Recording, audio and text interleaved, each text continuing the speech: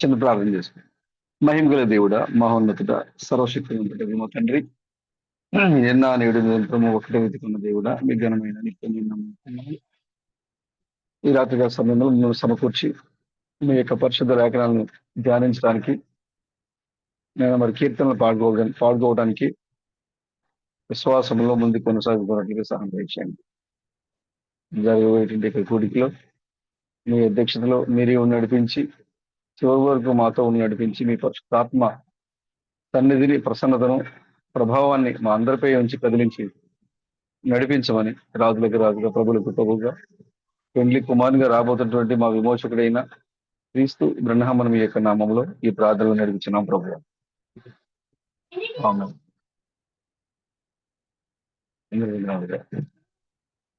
ప్రజల లక్ష్మణ ఎలా ఉంది? ఏంటి పని విశేషాలు? అన్నా ఆ, ఒక మాట చెప్పాలనుకుంటున్నా. చెప్పండి. అంటే సందర్భం వచ్చింది కాబట్టి, అంటే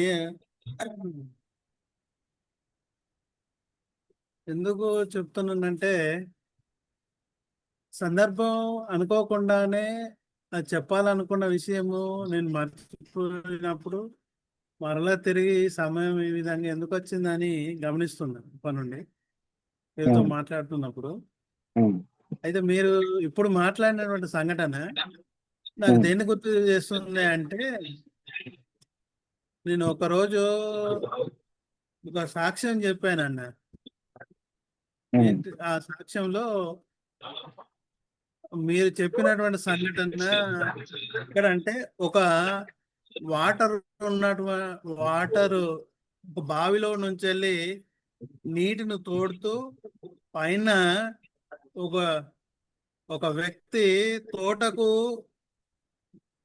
మళ్ళిస్తున్నాడు. వాటర్ మళ్ళిస్తూ ఒక వ్యక్తి ఆ తోటను ఏం చేస్తున్నాడు అంటే సేద్యం చేస్తున్నాడు. ఈ సంఘటన, ఈ సాక్ష్యం ఇంతమంది గుర్తున్నది తెలియదు, కానీ నేను మీరు ఆ గడ్డపారతోటి ఆ రాత్రికాల సమయంలో మీరు చేసిన పని, ఆ వీడియో చూసినప్పుడు నాకు ఇది గుర్తుకొచ్చింది అన్న.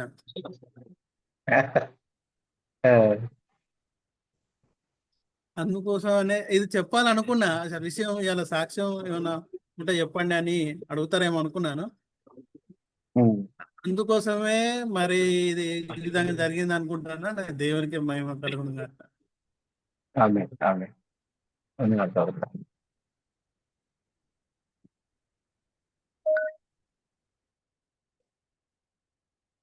ఆమేన్. God bless you brother. మీతో మాట్లాడడం ఎల్లప్పుడూ సంతోషం.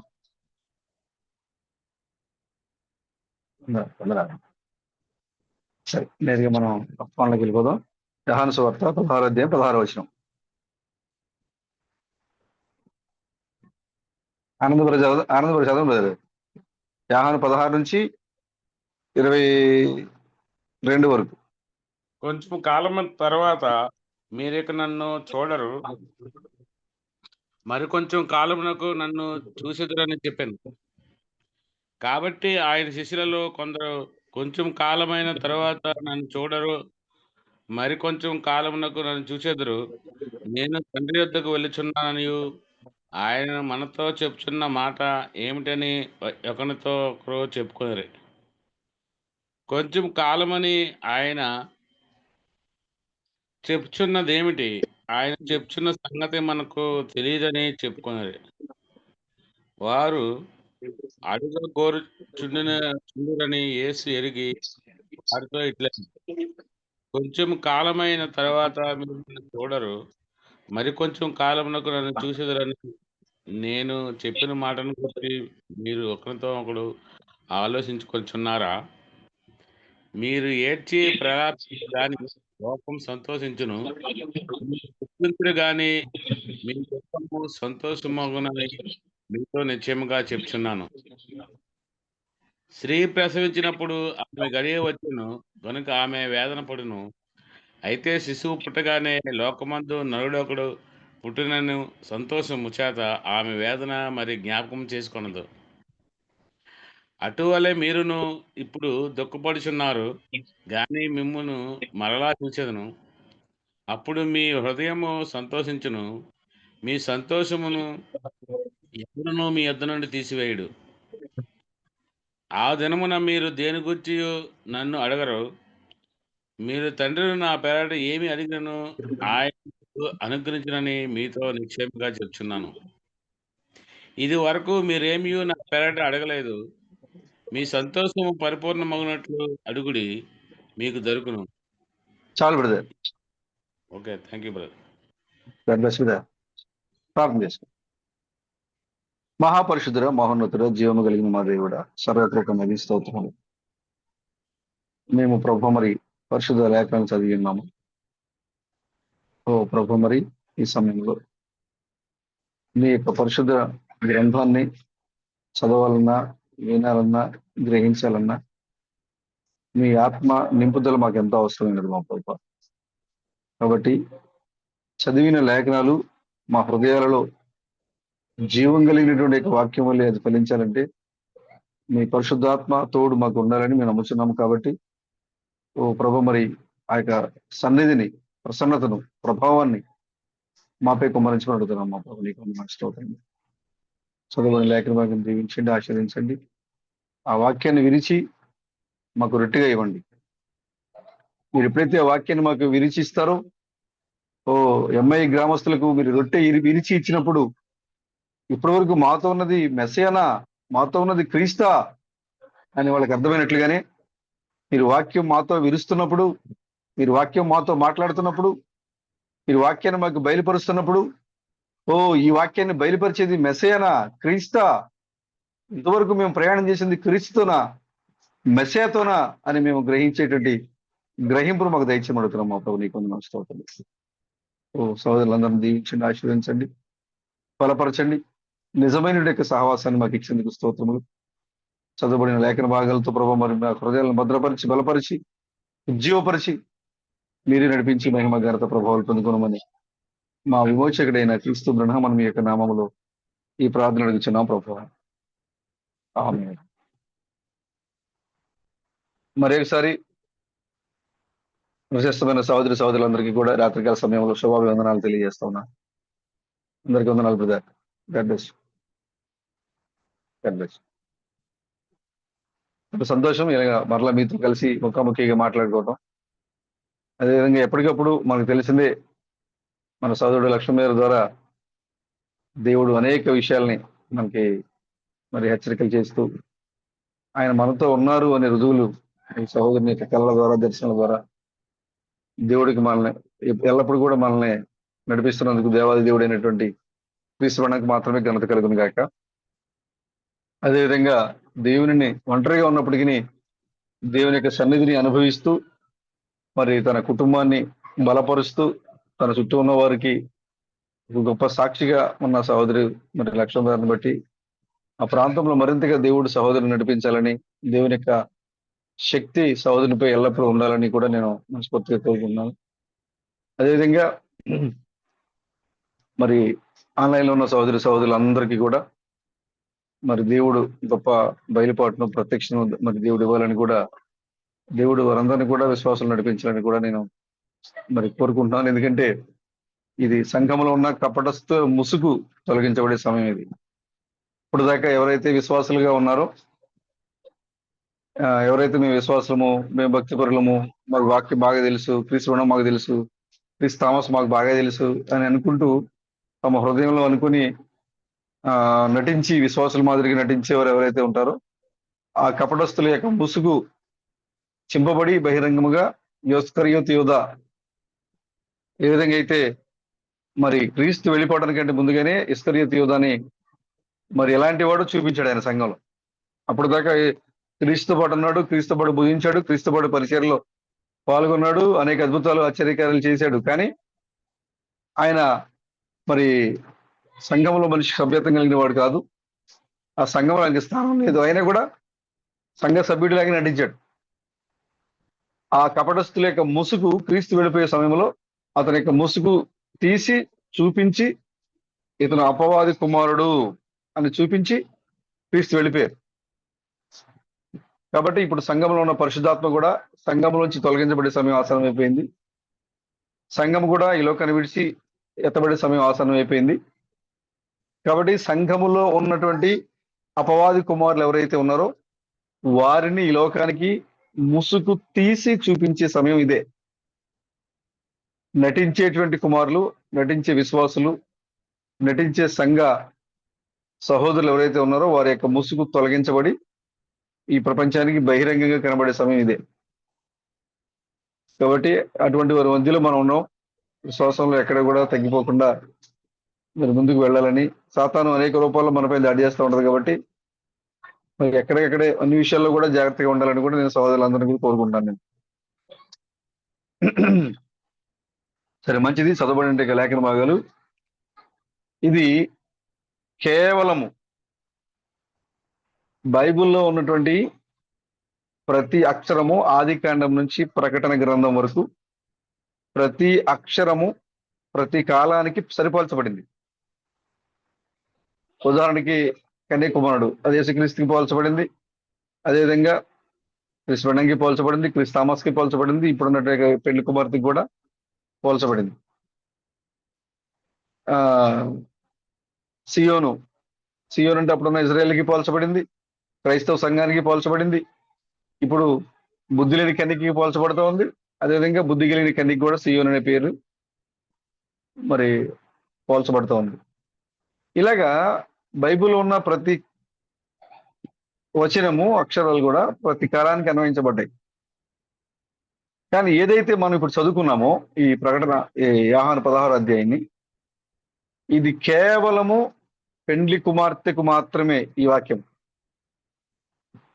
ఇప్పుడు మనం చదువుకున్నటువంటి ఈ 16వ అధ్యాయము కేవలము పెండ్లి కుమార్తెకు మాత్రమే దేవుడు ఈ బహుమానాన్ని ఇచ్చాడు. ఎందుకంటే పెళ్లి కుమార్తె దుఃఖంలో ఉంది, పెళ్లి కుమార్తె వేదనలో ఉంది, పెళ్లి కుమార్తె శోధనలో ఉంది, పెళ్లి కుమార్తె అవమానాల్లో ఉంది. ఈ శోధన, వేదన, అవమానాలు, దుఃఖము వీటన్నిటిని తొలగించబోతున్నాను అని చెప్పడానికి పెళ్లి కుమార్తెకి ఇచ్చినటువంటి మాటలు ఇవన్నీ కూడా సర్వసత్యము. ఆదరణకర్త వచ్చి మనల్ని సత్యంలోంచి సర్వసత్యంలో నడిపించే కాలం ఇది. ఈ కాలంలో దేవుడు తన పెళ్లి కుమార్తెకి ఇచ్చినటువంటి అద్భుతమైనటువంటి లేఖనాలు ఇవన్నీ కూడా, మనం చదువుకున్న లేఖనాలు ఇవన్నీ కూడా. ఈ లేఖనాల నుంచి మనం చదువుకున్నటువంటి లేఖనాల నుంచి చిన్న అంశముగా 3వ క్రీస్తు పుట్టెను, సియోను దుఃఖము తొలగించబడిను. చిన్న అంశం. 3వ క్రీస్తు పుట్టెను, సియోను దుఃఖము తొలగించబడిను.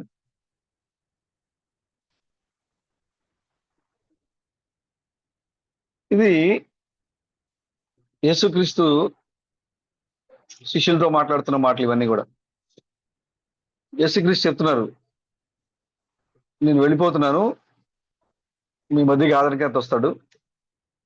అతడు ఈ లోకానికి నీతిని, తీర్పుని బోధిస్తాడు. బోధించడమే కాదు, ఆయన ఒప్పింపు చేస్తాడు. నేను వెళ్ళిపోయిన తర్వాత వచ్చే ఆదరణకర్త నీతిని, తీర్పుని బోధించి లోకాన్ని ఒప్పింపు చేస్తాడు. కాబట్టి అతను నా వాటిలో తీసుకొని బోధిస్తాడు, నన్ను మహిమపరుస్తాడు. నేను వెళ్ళిపోతున్నాను, ఆ ఆదరణకర్త వచ్చి మిమ్మల్ని సర్వ సత్యంలోకి నడిపిస్తాడు. క్రైస్తవులు సత్యంలో ఉన్నారు, మరణం లేకుండా ఎత్తబడే నీవు సర్వసత్యంలో ఉన్నావు. క్రైస్తవులు మరణిస్తారు, సత్యంలో ఉన్నా సరే వాడు మరణిస్తారు. ఎవరైతే సర్వసత్యంలో ఉంటారో వారు మరణించరు.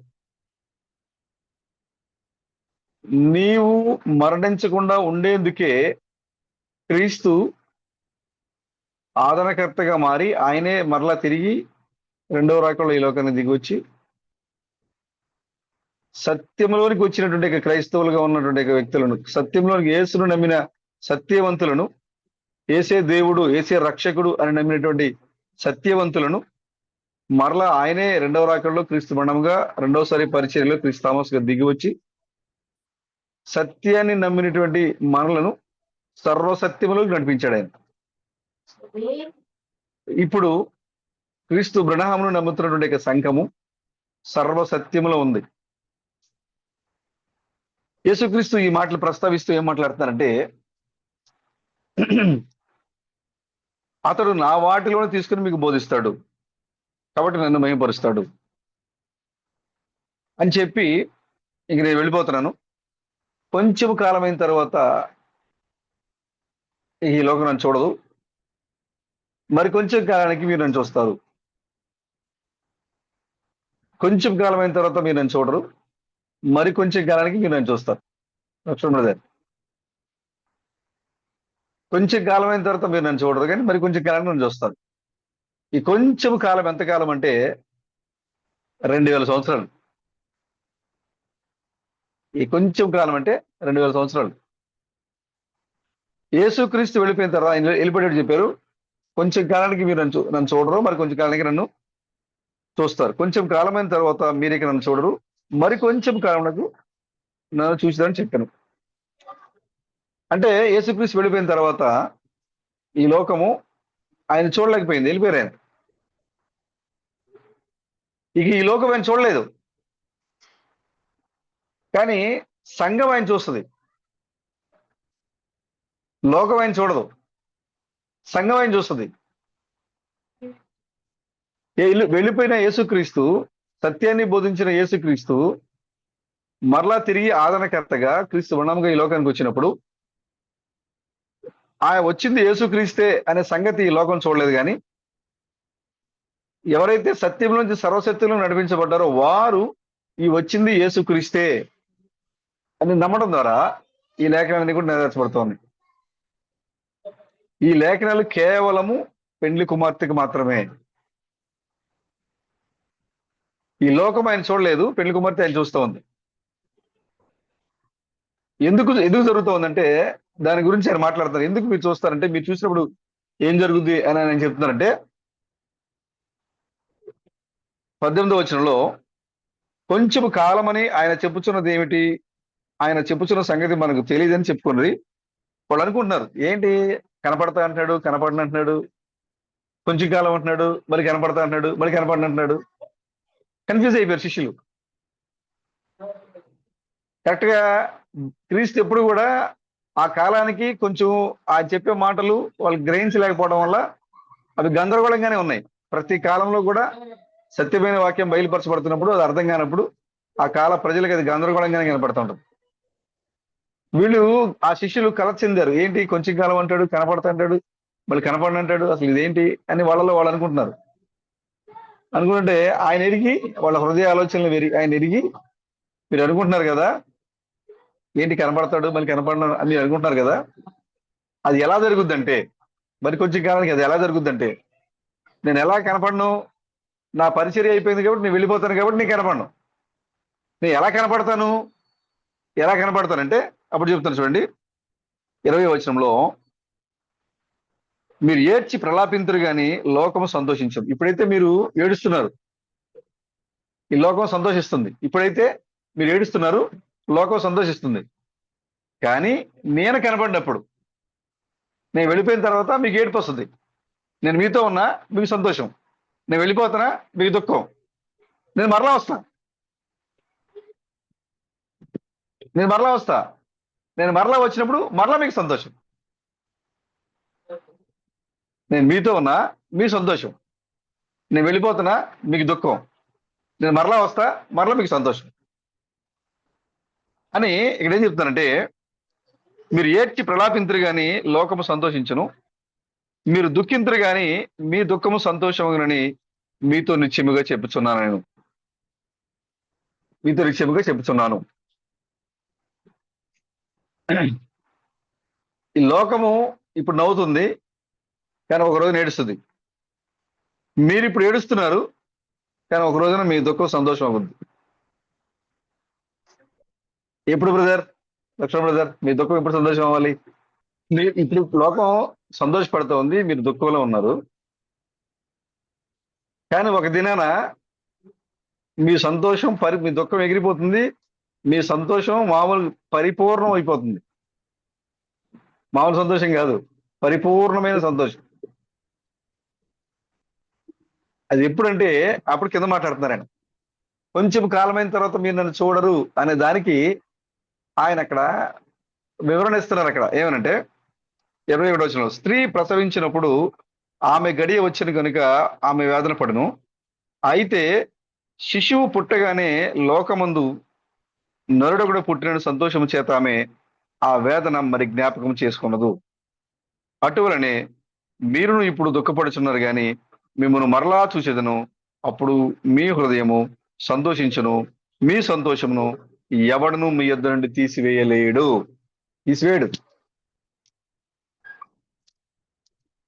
ఇది ఎప్పుడు పరిపూర్ణమైన సంతోషం అంటే లక్ష్మణ్ బ్రదర్కి, ఏ దేవుడైతే మరి కొంచెం కాలమైన తర్వాత ఈ లోకంలో చూడదు కానీ మీరు నన్ను చూస్తారని చెప్పాడో, ఏ యేసుక్రీస్తు అయితే నేను వెళ్ళిపోతున్నాను, ఇక ఈ లోకం నన్ను చూడదు కానీ నేను మరలా వస్తాను, అప్పుడు మీరు నన్ను చూస్తారు అని చెప్పాడో, ఆ యేసుక్రీస్తుని ఎప్పుడైతే మనం చూస్తామో అప్పుడు మీకున్న సమస్తము ఎగిరిపోయి పరిపూర్ణమైన సంతోషం మీకు వస్తుంది. అది యేసుక్రీస్తు ఇక్కడ ఎగ్జాంపుల్ గా మాట్లాడుతున్నారు. ఉదాహరణకి చెప్పారు ఇక్కడ, ఒక స్త్రీ ప్రసవించినప్పుడు ఆమె గడియ అంటే ప్రసవ వేదన సమయం అది. అప్పుడు ఆమె వేదన పడతా ఉంటది. శిశువు బయటికి రాకమునుపు ఆ స్త్రీకి ఏమొస్తుంది?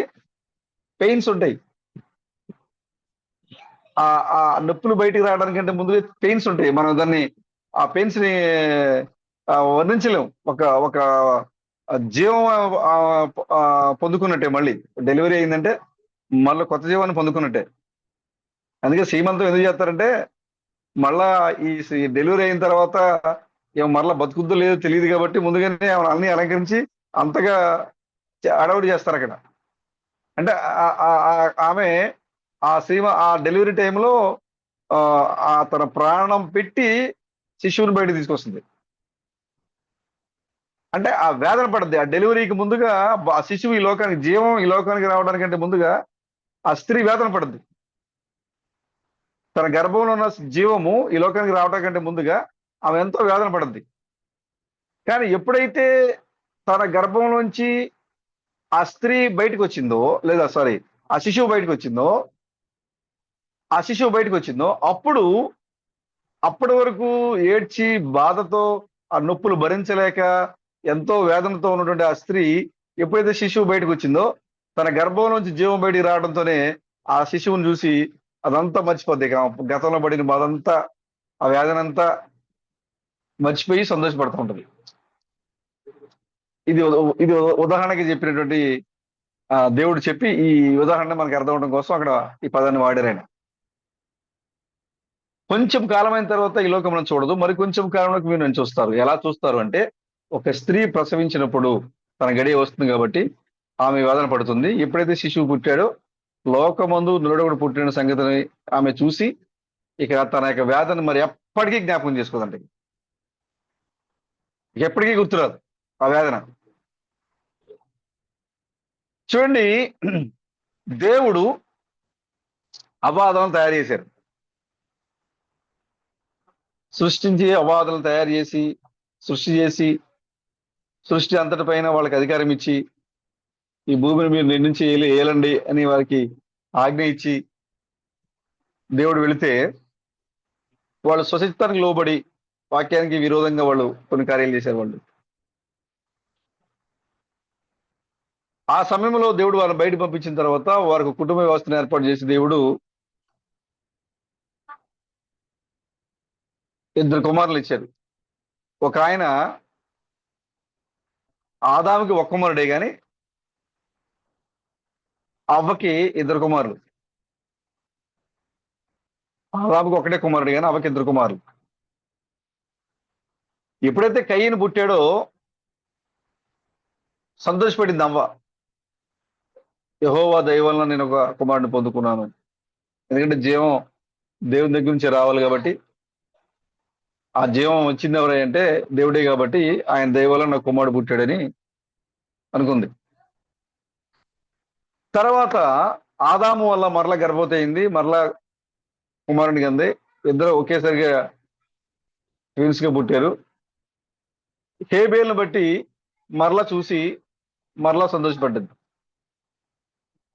వీళ్ళిద్దరికి వచ్చిన వైరం ఏదైతే ఉందో, వీళ్ళిద్దరికి వచ్చిన వైరం ఏంటి తెలుసా?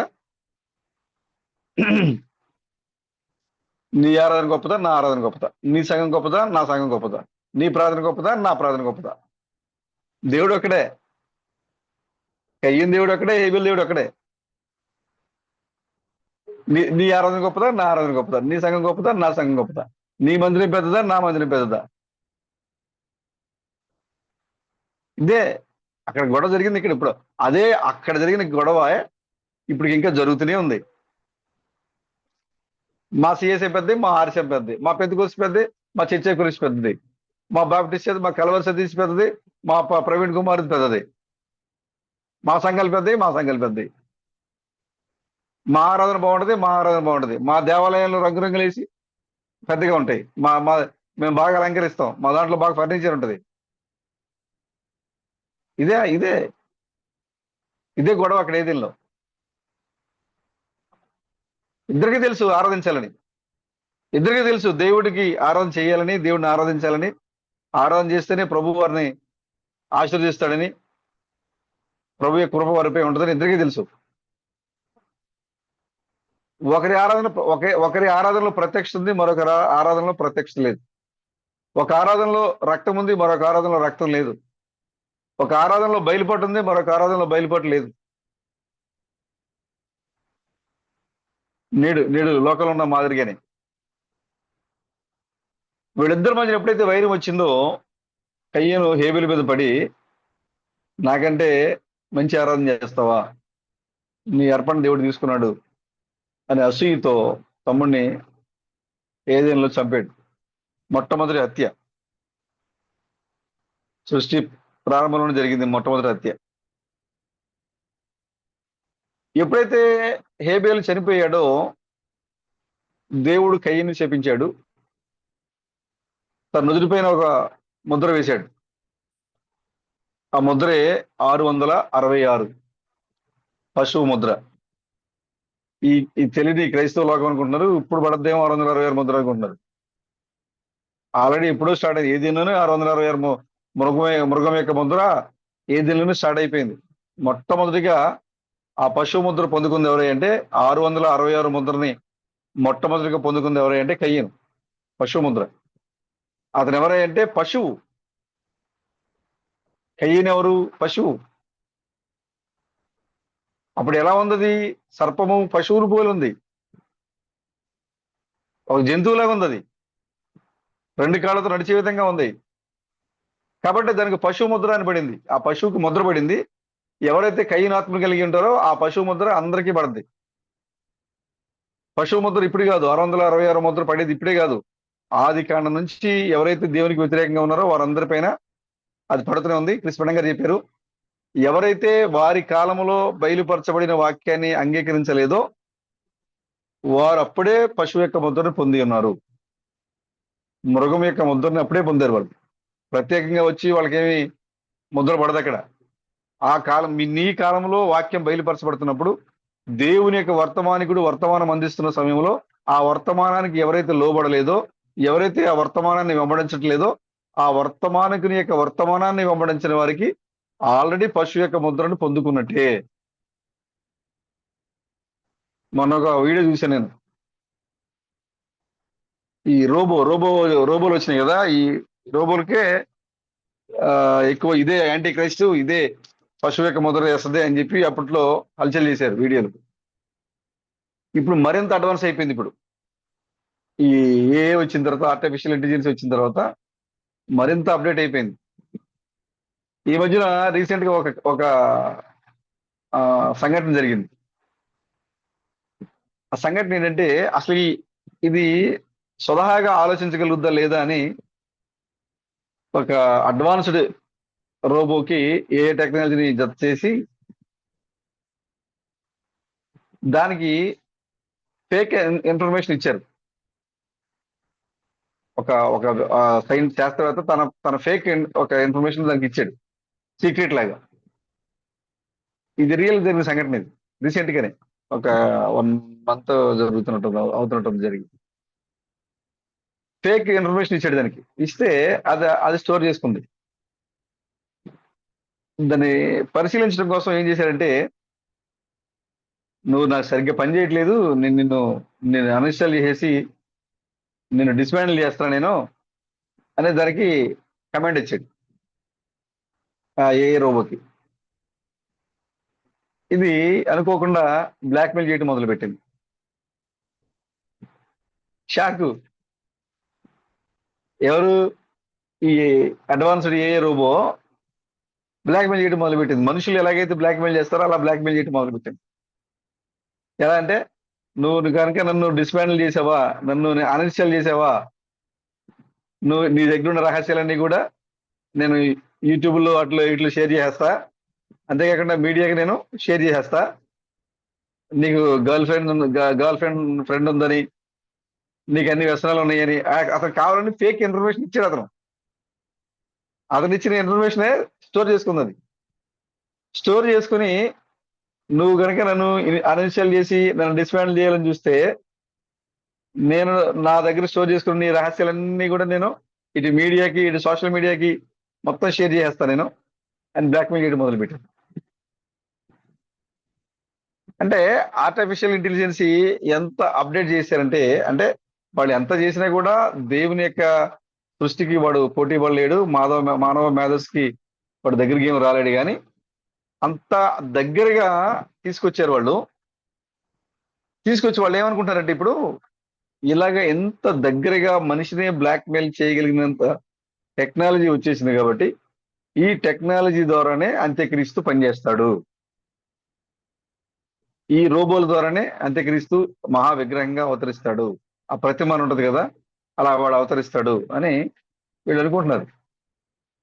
అలాగా సాతాను వాళ్ళని డైవర్ట్ చేసింది. కానీ స్పష్టంగా గారు చెప్పారు, మృగం యొక్క ముద్రలో ఆ కాలంలో ఎవరైతే భూమి మీద ఉన్నారో వారి కాలంలో దేవుడు ఆ కాలం యొక్క వర్తమానికి చేత వర్తమానం ఇచ్చినప్పుడు, ఎవరైతే ఆ వర్తమానాన్ని 100% నమ్మలేదో వారు అప్పటికే పశువు యొక్క ముద్రను పొంది ఉన్నారు. ఈ రోబోలు, ఏఏ టెక్నాలజీ, అబద్ధ క్రీస్తులు వీళ్ళందరూ వచ్చి ఇప్పుడు పశువు ముద్ర నేయటం కాదు. ఎవరైతే పౌలు యొక్క కాలంలో పౌలు యొక్క వర్తమానం నమ్మలేదో ఆ కాలంలో పశువు ముద్ర పడిపోయింది. కృష్ణం యొక్క కాలంలో ఎవరైతే ఆయన వర్తమానం నమ్మలేదో ఆ కాలంలో వారికి పశువు యొక్క ముద్ర పడింది. సజీవమైన ముద్ర వాళ్ళకి పడింది, పశువు యొక్క ముద్ర వీళ్ళకి పడింది. క్రిస్తామస్ యొక్క కాలంలో ఆయన వర్తమానం ఎవరైతే నమ్మలేదో వారి యొక్క పశువు ముద్ర పడింది, ఆయన వర్తమానం నమ్మిన వారికి సజీవమైన ముద్ర పడింది. ఇప్పుడు మన కాలంలో ఇప్పుడు దేవుడు పెళ్లి కుమార్తె ద్వారా ఇస్తున్నటువంటి ఈ సందేశాన్ని ఎవరైతే నమ్మట్లేదో వారికి పశువు యొక్క ముద్ర పడుతుంది, నమ్మిన వారికి సజీవమైన ముద్ర పడుతుంది. కాబట్టి ఈ పశువు ముద్ర అనేది ప్రతి కాలంలో కూడా, సజీవమైన ముద్ర, పశువు యొక్క ముద్ర, ప్రతి 666 ముద్ర అనేది, దేవుని ముద్ర అనేది కూడా ప్రతి కాలంలో కూడా ఉంది.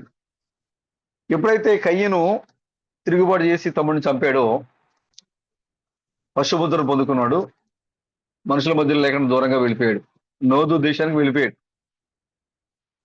అప్పటి వరకు ఆ ఇంట్లో ఇద్దరు కొడుకులు ఉన్నారు, ఒక తల్లి, భార్యాభర్తలు, ఒక ఫ్యామిలీ సంతోషంగా వాళ్ళ బిడ్డలతో వాళ్ళు చక్కగా రోజు ఆ సాయంత్రం కూడికి జరుపుకునేవాళ్ళు, ఆరాధన జరిగేది, దేవుడి గురించి వాళ్ళు చర్చించుకునేవాళ్ళు, దేవునితో చక్కగా వాళ్ళు దేవుని విషయాలు పంచుకునేవాళ్ళు.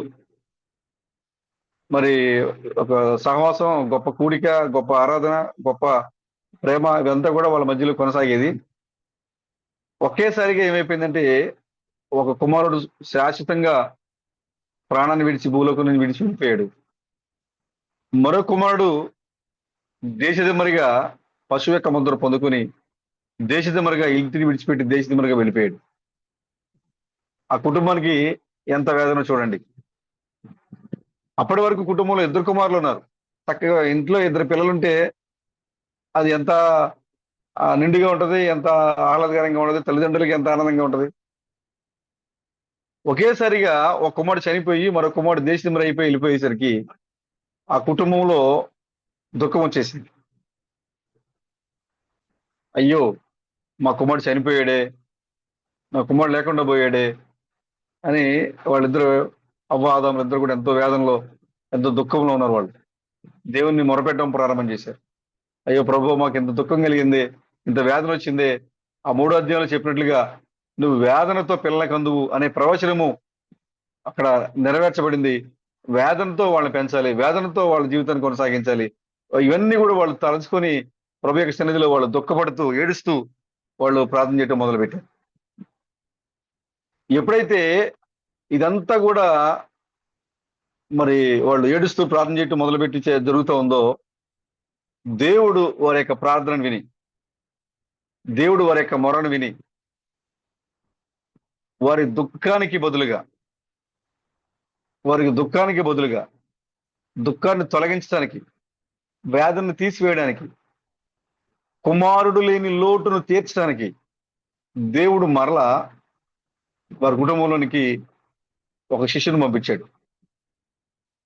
ఆ శిష్యుడు ఎవరంటే షేతు.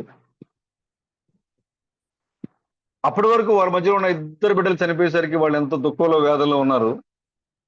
ఎప్పుడైతే మరలా 3వ కుమారుడు, అంటే ఆమెకి 3వ కుమారుడు, ఆదాముకి 2వ కుమారుడే, ఎప్పుడైతే షేతు పుట్టాడో అప్పటి వరకు దుఃఖంలో ఉన్న ఆదాము, అప్పటి వరకు దుఃఖంలో ఉన్న అవ్వ, అప్పటి వరకు వేదనలో ఉన్న అవ్వ, ఎప్పుడైతే శిశువు పుట్టాడో వారి యొక్క దుఃఖం ఎగిరిపోయింది.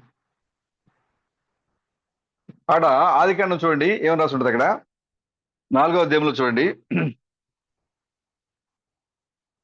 3వ వచనంలో, కొంతకాలమైన తరువాత కయ్యూను పొలము పంటలో కొంత యెహోవాకు అర్పణగా తెచ్చెను. హేబేలు కూడా తన మందలో తొలుచూలు పుట్టిన వాటిలో క్రొవ్విన వాటిని కొన్ని తెచ్చాను. కయ్యూను తన పంటలో ప్రథమ ఫలాన్ని తెచ్చాడు. హేబేలు కూడా తన మందలో తొలిచూలను తెచ్చాడు.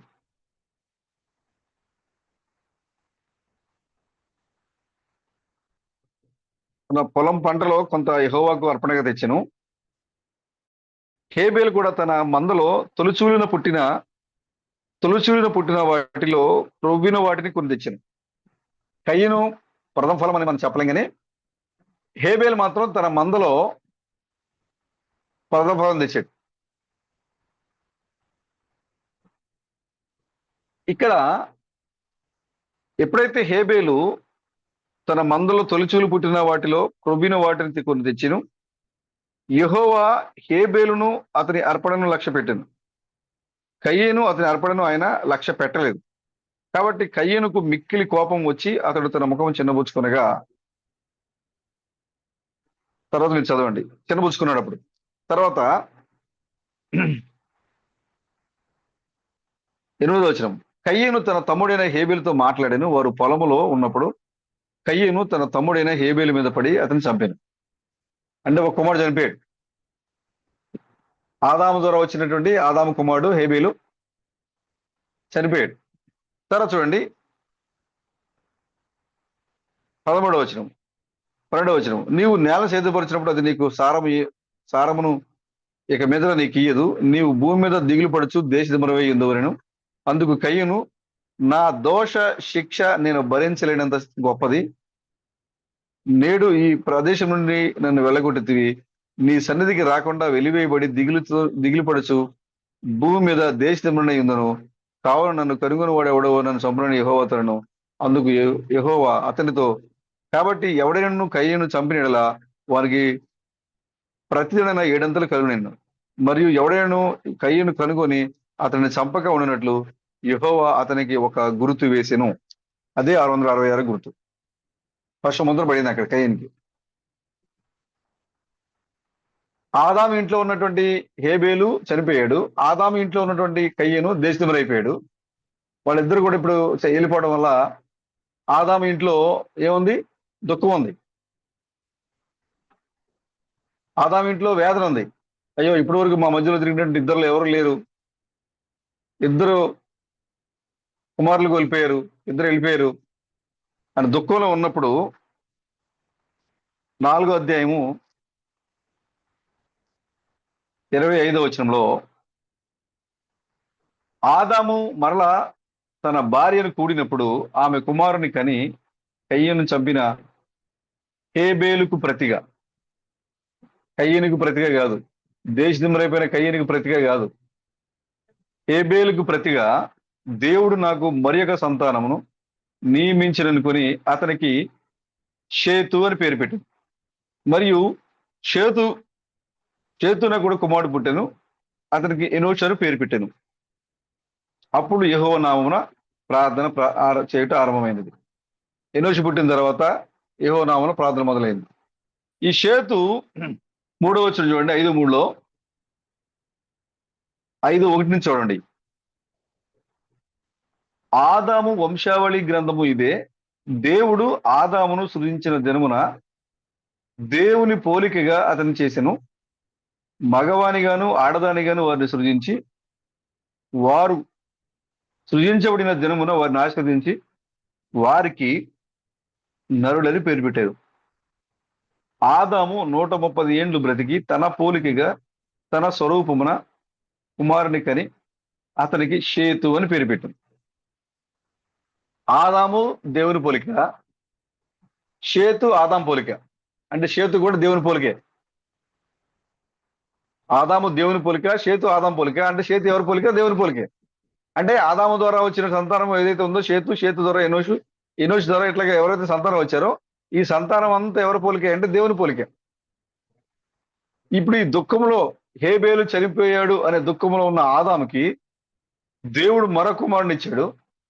ఆ కుమారుడు ఎవరై అంటే షేతు. ఎప్పుడైతే షేతు పుట్టాడో ఆదాము ఇంట్లో ఉన్న దుఃఖం ఎగిరిపోయింది. ఎప్పుడైతే అవ్వ గర్భం నుంచి జీవం వచ్చిందో ఆదాము ఇంట్లో ఉన్నట్టు వేదన, ఆదాము ఇంట్లో ఉండే పుత్ర శోకం ఇదంతా కూడా ఎగిరిపోయి తన స్వరూపమందు తన పోలిక చొప్పున ఆదాము మరలా కుమారునికి అన్నాడు. జీవం ఎప్పుడైతే వచ్చిందో ఆదాము ఇంట్లోనికి, ఎప్పుడైతే ఆదాము పోలికలో కుమారుడు పుట్టాడో ఇక ఆ ఇంట్లో వేదన లేదు. ఎలాంటి సంతోషం అంటే పరిపూర్ణమైన సంతోషం, పరిపూర్ణమైన ఆనందం. అబ్రామును కూడా చూడండి. అబ్రాము కూడా దేవుడు వాగ్దానం చేశాడు, నేను మరలా నిర్ణయకాలం నేను దర్శిస్తాను, నీకు కుమారుడు పుడతాడని.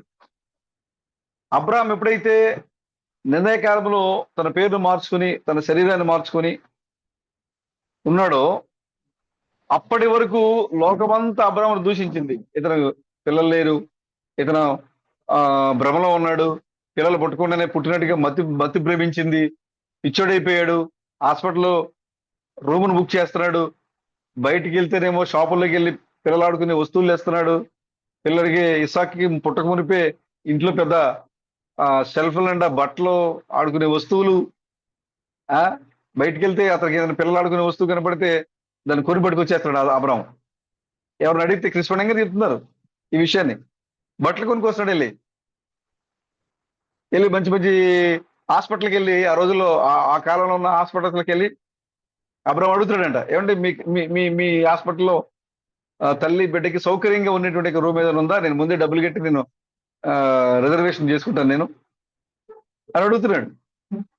కృష్ణంగా చెప్పారు ఈ విషయాన్ని. వీళ్ళు బుక్ వాళ్ళు అంటున్నారు, ఆ డాక్టర్ గారును పక్కన ఆ కాంపౌండర్తో అన్నాడంట, ఇదంటే పిలిచి, ఏంటి మన అబ్రామేనా? అబ్రామ్ ఏంటి పిచ్చి పిచ్చిగా మాట్లాడుతున్నాడు, ఏంటి రిజర్వేషన్ అంటున్నాడు, బెడ్ అంటున్నాడు, ఏసీ అంటున్నాడు, రూమ్ అంటున్నాడు, పిచ్చి పిచ్చిగా మాట్లాడుతున్నాడు ఏంటి అని గుసగుసలు ఆడుకుంటున్నారంట డాక్టర్, నర్సులు, కాంపౌండర్. వాళ్ళు చెప్పారంట, అవునండి ఈ మధ్యన పిల్లోడు అని మతి భ్రమించింది, ఇదిగో నా పిల్లోడు పుట్టేస్తాడు, నా పిల్లోడు పుట్టేశాడు అని బట్టలు కొనుక్కొస్తున్నాడు, ఆట వస్తువులు కొనుక్కొస్తున్నాడు, మతి భ్రమించిందండి ఆయనకి పిల్లలు లేకపోవడం వల్ల అని వాళ్ళిద్దరూ సంభాషించుకుంటున్నారంట. కృష్ణుడు గారు ఒక సందేశంలో మాట్లాడతారు. ఈ విధంగా వేదనలో దుఃఖంలో ఉన్నారు వాళ్ళు. కానీ ఒక దినాన దేవుడు నడుచుకుంటూ వచ్చాడు అక్కడికి, ఆ ఇంటికి. దేవుడు మానవ శరీరంలో నడుచుకుంటూ వచ్చాడు. అబ్రామ్, నువ్వు ఇప్పటి వరకు వేదన పడ్డావు, నీ వేదన తొలగిస్తాను నేను. నువ్వు ఇప్పటి వరకు దుఃఖపడ్డావు, నీ దుఃఖాన్ని తొలగిస్తాను నేను. ఇదిగో నీ గర్భమున ఒక వారసుడు పుట్టబోతున్నాడు, అతని ద్వారా నేను లెక్కలేనంత సంతానాన్ని నీకు ఇవ్వబోతున్నా నేను. నీకు ఇచ్చే ఒక్క కుమారుడి ద్వారా ఆకాశ నక్షత్రాల వలె, సముద్రపు ఇసుక రేణువుల వలె నీ సంతానాన్ని విస్తరింపజేస్తాను. ఎంత విశ్వాసం ఉండాలి? అబ్రాహాము విశ్వాసులకు తండ్రి ఊరికి అవలా. అబ్రాహాంకి ఇచ్చింది ఒక కుమారుణ్ణి, పోనీ ఒక 10 మంది కుమారులను ఇచ్చి, ఆ 10 మంది ద్వారా మరొక 10 మందిని ఇచ్చి, ఆ 10 మంది ద్వారా మరొక 10 మందిని ఇస్తే అతనికి ఒక ఒక ఒక నమ్మకం ఉంటది. ఓ, నా 10 మందికి ఇంకో 10 మంది పుట్టారు, 20 మంది అయ్యారు ఇక్కడే. ఈ 20 మంది మళ్ళా 40 మంది అవుతారు, 40 మంది మరి 80 మంది అవుతారు, ఇలా నా సంతానం పెరిగిపోతుందనే నమ్మకం ఉంటది. కానీ ఒక్క కుమారుని ఇచ్చి నీ సంతానాన్ని ఇసుక రేణువులు చేస్తా, నీ సంతానాన్ని నక్షత్రాల వల్ల చేస్తా అని చెప్పాడు. అబ్రాహాముకు తెలుసు, ఒక కుమారుడున్నా నా నడుములో ఇక్కడ కూర్చొని ఎదురుగా, ఇప్పుడు మన ఎదురుగా కూర్చొని నవ్వుతున్నటువంటి లక్షల మీద ఉన్నారు అక్కడ అబ్రాహం యొక్క నడుములో. ఇక్కడ కూర్చొని నవ్వుతున్నటువంటి ప్రేమ్ బ్రదర్ అక్కడ అబ్రాహం నడువులో ఉన్నాడు. అక్కడ తెలుసు అబ్రాంకి, అక్కడే చూసాడు అబ్రాహం. ఇక్కడ కూర్చున్న Ramesh brother, Satish brother, Anand brother, Prashant brother, వీళ్ళందరినీ కూడా అబ్రాహం అక్కడే చూశాడు. ఓ, నా నడుములో దాగి ఉన్నటువంటి నా లెక్కలేనంత సంతానము ఒక దినాన దృశ్యంలోకి రాబోతుంది. దానికి మూల విత్తనమే ఇస్సాకు. ఈ రాబోయే సంతానానికి మూల విత్తనమే ఇస్సాకు. అక్కడ ఆ శరీర సంబంధమైనటువంటి సంతానానికి ఆ మూల విత్తనము ఆ ఇస్సాకు. ఇక్కడ ఆత్మ సంబంధమైన సంతానాన్ని బయట రావడానికి మూల విత్తనమైంది ఇక్కడ ఈ ఇస్సాకు, ఈ మూడో క్రీస్తు. అక్కడ ఆ శరీర సంబంధమైన సంతానం రావడానికి ఆ ఇస్సాకు సూచనగా ఉన్నాడు. ఇక్కడ కూర్చొని చప్పట్లు కొడుతున్న అబ్రాహాం యొక్క రాజరిక సంతానం ఏదైతే ఉందో, ఈ అబ్రాహాం యొక్క రాజరిక సంతానం రావడానికి మూల విత్తనం ఎవరు అంటే యూదా గోత్రపు సింహమైనటువంటి మారు రూపంలో ఇండియాలోకి వచ్చిన ప్రభు అయిన యేసుక్రీస్తే ఆ నిజమైన ఇస్సాకు అన్నాడు. ఆయన ఎప్పుడైతే అబ్రాహాం యొక్క అవమానాలు, అబ్రాహాం యొక్క నిందలు, ఇక పిల్లలు లేరు, ముసలుడు అయిపోయాడు, ఇక రాడు, మతి భ్రమించింది, పిచ్చోడు అయిపోయాడు, వీళ్ళు పుట్టరు అనే వేదనలో ఉన్నారో, ఒక దినాన ఆ ఇంట్లో బోసి నోటి పసిపాప ఏడుపులు వినపడుతున్నాయి. 100 సంవత్సరాలు ముసలోళ్ళు కాపురం చేసే ఇల్లది. 100 సంవత్సరాలు ముసలోళ్ళు కాపురం ఉంటారు ఆ ఇంట్లో. ఆల్రెడీ గతంలో ఇష్మాయిల్ పుట్టాడు అక్కడ. ఈ సంతోషంలో వాళ్ళు ఉన్నారనుకుంటే అనుకోకుండా ఒక రోజున ఇష్మాయిల్ ఆ కుటుంబంలో అలజడి రేపాడు. శారాకి, హాగర్కి కోపం వచ్చింది, గొడవలు వచ్చినాయి, పంపించేశారు. హాగర్ వెళ్ళిపోయింది, ఇష్మాయిల్ వెళ్ళిపోయాడు. మళ్ళీ 2 ముసలోళ్ళే ఉన్నారు ఆ ఇంట్లో. ఆ 2 ముసలోళ్ళు ఉన్న ఇంట్లో 100 సంవత్సరాలు ముసలోడు, 90 సంవత్సరాలు ముసలిది. ఎవరైనా ఏమనుకుంటారు, అంతా ఆమె ఋతుక్రమం ఆగిపోయింది, ఈ ముసలోడికి బలం లేదు, ఉడిగిపోయింది, ఇంట్లో ఏముంటదిలే, ఇంక ఇదంతా మతి భ్రమించిపోయిందిలే అని వాళ్ళందరూ దుఃఖపడుతున్నారు, వేదన పడుతున్నారు. కానీ ఒక రోజున తెల్లవారుజామున కీ కీ కీ అని ఏర్పెట్టి పడుతుంది. అబ్రాహాము శారా లోపల దాగి ఉన్న జీవము శిశువుగా ఆ ఇంట్లో నోరు తెరిచి కేకలు పెట్టడం మొదలైంది. ఎప్పుడైతే ఆ స్వరాన్ని అబ్రాహాము శారాలు విన్నారో, ఇన్ని రోజులు వాళ్ళు భరించిన అవమానం, ఇన్ని రోజులు వాళ్ళు ఎదుర్కొన్నటువంటి అవమానాలు, దుఃఖాలు, వేదనలు ఒక్కసారిగా ఎగిరిపోయాయి. ఒకసారి ఊహించారు బ్రదర్, 90 సంవత్సరాల ముసలావిడి, 100 సంవత్సరాల వృద్ధుడు, వాళ్ళ ఇంట్లో ఒక అందమైన శిశువు పుట్టి 2 కాళ్ళు ఎదురుగా తన్నుకుంటూ 2 చేతులు ఆడించుకుంటూ తన బోసినోడితో ఇంట్లో అరుస్తుంటే ఆ ముసలి తల్లిదండ్రులు ఎంత ఆనందంగా ఉంటారు చూడండి. ఆ అనుభవం కలిగినటువంటి అబ్రాము, ఆ అనుభవం కలిగినటువంటి శారా ఆ కాళ్ళతో తన్నుకుంటూ, 2 కాళ్ళతో తన్నుతూ, 2 చేతులతో ఆడుతూ, పళ్ళు లేని బోసినోటితో అరుస్తున్నటువంటి ఇస్సాకుని చూసి వాళ్ళు ఎంత సంతోషపడి ఉంటారు కదా ఆ స్వరాన్ని విని. మరి నశించిపోతున్నటువంటి మృతతుల్యమైనటువంటి లక్ష్మణుడి యొక్క శరీరంలో ఇక మా లక్ష్మణ్ బ్రదర్కి ఏ మాత్రం ఆశ లేదు, మతి భ్రమించింది, నాకు మరణం లేదని చెప్తున్నాడు, నాకు వ్యాధి రాదని చెప్తున్నాడు, మృతుల్యం అయిపోయింది శరీరం గతి. ఇప్పుడు మనం ఆల్రెడీ ప్రణయ్ గారు మొన్న ఒక మెసేజ్ లో మాట్లాడుతున్నారు, వెల్కి సదక్ అనుకుంటా, మొన్న ఒక మెసేజ్ బ్రదర్, అందులో చెప్తున్నారు ఇప్పుడు నాకు 20 సంవత్సరాలు, నాకు 25 సంవత్సరాలు అన్నారు. 25 అనుకున్నాను నేను. ఇప్పుడు నేను 25లో ఉన్నానని చెప్పింది. నాకు ఇప్పుడు 25 సంవత్సరాలు, కానీ నేను 25లో ఉన్నానని చెప్పారు, అంటే 50లో ఉన్నారు. ఆ? ఈ మృతతుల్యం అయిపోతుంది మన శరీరం. ఇప్పుడు మనం కూడా 220 దాటాము, 220లో ఉన్నాం మనం కూడా. ఇప్పుడు మనం కూడా 220లో ఉన్నాం మనం. ఈ శరీరం మృతతుల్యం అయిపోయింది. ఈ లోకం అలా ఈ లోకం చెప్తోంది, ఈ లక్ష్మణ్ గారి జుట్టు నిలిచిపోయింది, శరీరం మృతతుల్యం అయిపోయింది. ఆ ఇప్పుడేమో నాకు మరణం లేదు, నేను ఎవరొస్తున్న అయిపోతా, నేను కోల్పోయిన నా జుట్టు నాకు తిరిగి వచ్చేస్తుంది. ఆ నేను కోల్పోయిన నా నల్ల జుట్టు మరలా తిరిగి నాకు వచ్చేస్తుంది. నేను కోల్పోయినటువంటి చర్మం, మృదువైన చర్మం మరలా తిరిగి నాకు వచ్చేస్తుంది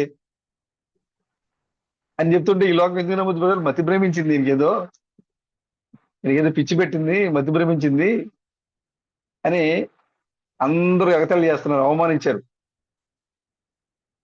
ఈ వృద్ధ అబ్రహాం యొక్క ఇంటిలో నిజమైన ఇసాకు మూడవ శిశువుగా, మూడవ కుమారుడిగా ఆ ఇంటిలోకి వచ్చి తన 2 కాళ్ళని ఆడించి, తన 2 చేతులను ఆడించి, తన పళ్ళు లేని బోసినోటితో, మీలో ఉన్న క్రీస్తు, మీ లోకానికి దేవుళ్ళు, క్రీస్తు పని మీ ప్రార్థనకు బదులిస్తారు ఆయన స్వరం కేకలు పెడతా ఉంటే, ఒకసారి నిజమైన అబ్రహాం యొక్క సంతానానికి ఎలా ఉంటుంది బ్రదర్?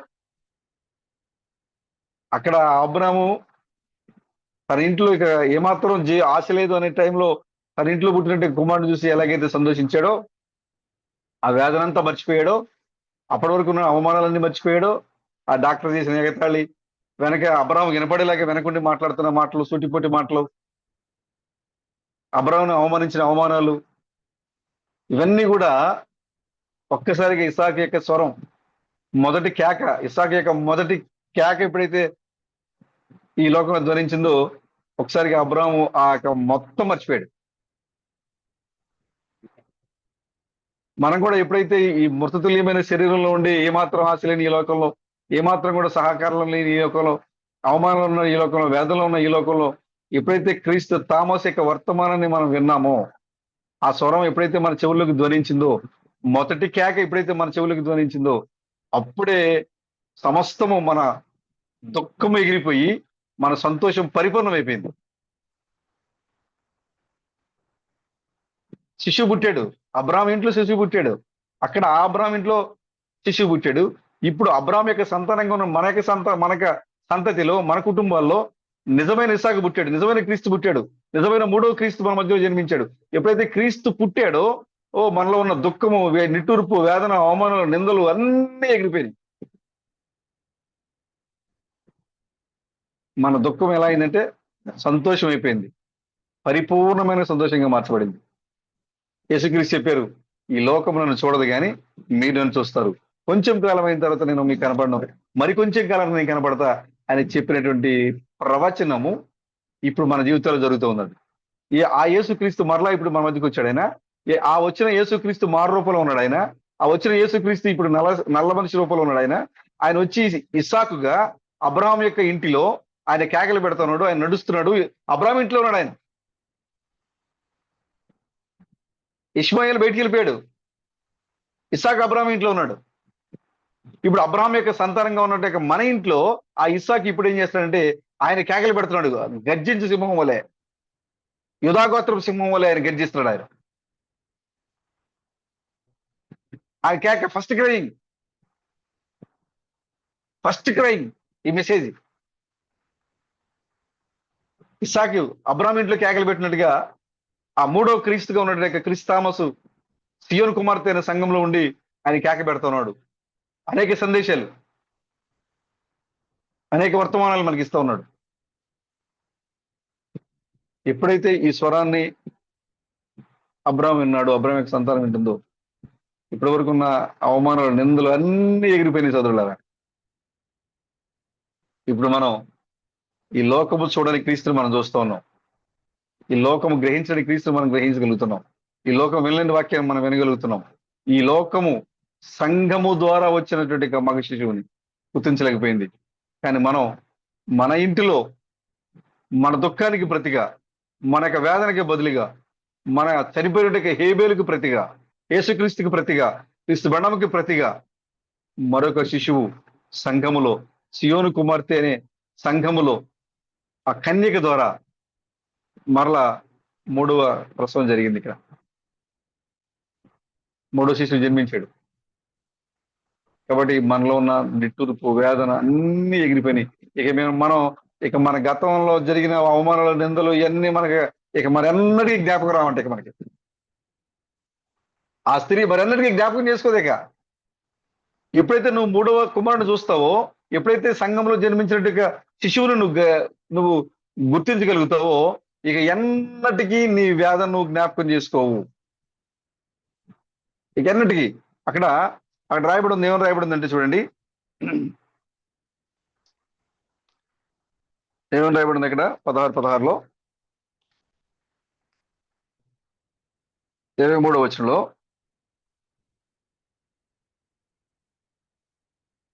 22 అటువలే మీరును ఇప్పుడు దుఃఖపడుచున్నారు గాని మిమ్మల్ని మరలా చూచేదను, అప్పుడు మీ హృదయము సంతోషించును, మీ సంతోషమును ఎవడును మీ యొద్ద నుండి తీసివేయలేడు. ఎప్పుడైతే సంఘంలోకి వచ్చినటువంటి మగ శిశువును చూసావో, నీవు స్త్రీ ద్వారా వచ్చిన సంతానాన్ని, వచ్చిన మగ శిశువుని నువ్వు చూడగలుగుతున్నావో, నీ వేదనంతా ఎగిరిపోతుంది. నీ దుఃఖమంతా, నీ నిట్టూర్పంతా, నీ అవమానం అంతా, నీ నిందలంతా అన్ని వెళ్ళిపోతున్నాయి. ఇక ఎన్నటికీ జ్ఞాపకం రావు. అంతేకాకుండా నీకు నీ దుఃఖము సంతోషం అవుతుంది. నీ దుఃఖం సంతోషం అవుతుంది. నీ దుఃఖం సంతోషంగా మారుతుంది. అప్పుడు ఆ సంతోషాన్ని నీ నుండి ఎవ్వడునూ తీసివేయలేడని చెప్తున్నాడు ప్రభువు యేసుక్రీస్తు. ఇప్పుడు నువ్వు నిత్య ఆనందంతో, ఆయన యెషయా గ్రంథంలో చెప్పినట్లుగా, నిత్య సంతోషము, నిత్య ఆనందము వారి తలలపైన ఉండును. మన తలలపైన నిత్య సంతోషము, నిత్య ఆనందం వచ్చేసింది. అది ఎలా అంటే, వచ్చిన ఈ స్త్రీ కనినటువంటి శిశువును మనం గుర్తించడం ద్వారా, కొంచెం కాలమైన తర్వాత వచ్చిన క్రీస్తుని మనం గుర్తించడం ద్వారా మనకున్న దుఃఖము తొలగించబడి మనము నిత్య సంతోషంగా మారుతున్నాం. మనకు వచ్చిన ఈ సంతోషాన్ని మన నుండి ఎవరు తీసివేయలేదు, ఎవరు తొలగించలేదు. ఎప్పుడైతే అబ్రాహాం ఇంట్లో ఇస్సాకు పుట్టాడో, ఇస్సాకు ఏం చేశాడు తెలుసా? ఇస్సాకు ఏం చేశాడు? అబ్రాహాం ఇంట్లో ఇస్సాకు పుట్టేసరికి విందు చేశాడు. సంతోషం, ఆనందం. చూడండి, ఆదికాండం 20 అంటే నేను ఎక్కడ చదువుదాం చూస్తున్నాను, మనకు అవసరం మనం చదువుదాం. 21 మొదటి నుంచి చదువుదాంలే, 8 వరకు చదువుదాం. యెహోవా తాను చెప్పిన ప్రకారము శారాను దర్శించెను. యెహోవా తానిచ్చిన మాట చొప్పున శారాను గూర్చి చేసెను. ఇట్లనగా దేవుడు అబ్రాహాముతో చెప్పిన నిర్ణయ కాలంలో శారా గర్భవతి అయి అతని ముసలితనమందు అతని కుమారుని కనెను. అప్పుడు అబ్రాహాము తనకు పుట్టినవాడును తనకు శారా కనినవాడునైన తన కుమారునికి ఇస్సాకు అని పేరు పెట్టెను. మరియు దేవుడు అబ్రాహాముకు ఆజ్ఞాపించిన ప్రకారము అతడు 8 దినముల వాడైన ఇస్సాకు అను కుమారునికి సున్నతి చేసెను. అబ్రాహాము కుమారుడైన ఇస్సాకు అతనికి పుట్టినప్పుడు అతడు 100 ఏండ్ల వాడు. అప్పుడు శారా, దేవుడు నాకు నవ్వు కలుగజేసెను, వినువారల్లా నా విషయమే నవ్వుదురని. మరియు శారా పిల్లలకు స్తన్యమిచ్చునని ఎవరు అబ్రాహాముతో చెప్పుదురు? చూసారా, శారా కూడా నమ్మలేనంతగా అయిపోయింది. అసలు నాకు ఈ టైంలో నాకు పాలు వస్తాయా, నా పిల్లలకు పాలు ఇవ్వడానికి? అందరు నవ్వుతారు కదా ఇప్పుడు నన్ను చూసి. ఇంతకుముందు నవ్వారు, ఇప్పుడు ఇది చూసి మరింత నవ్వుతారు నన్ను. ఎవరు చెప్తారు అబ్రాహాంకి ఈ విషయాలు? అంటే అంతగా వాళ్ళు అవమానించబడ్డారు.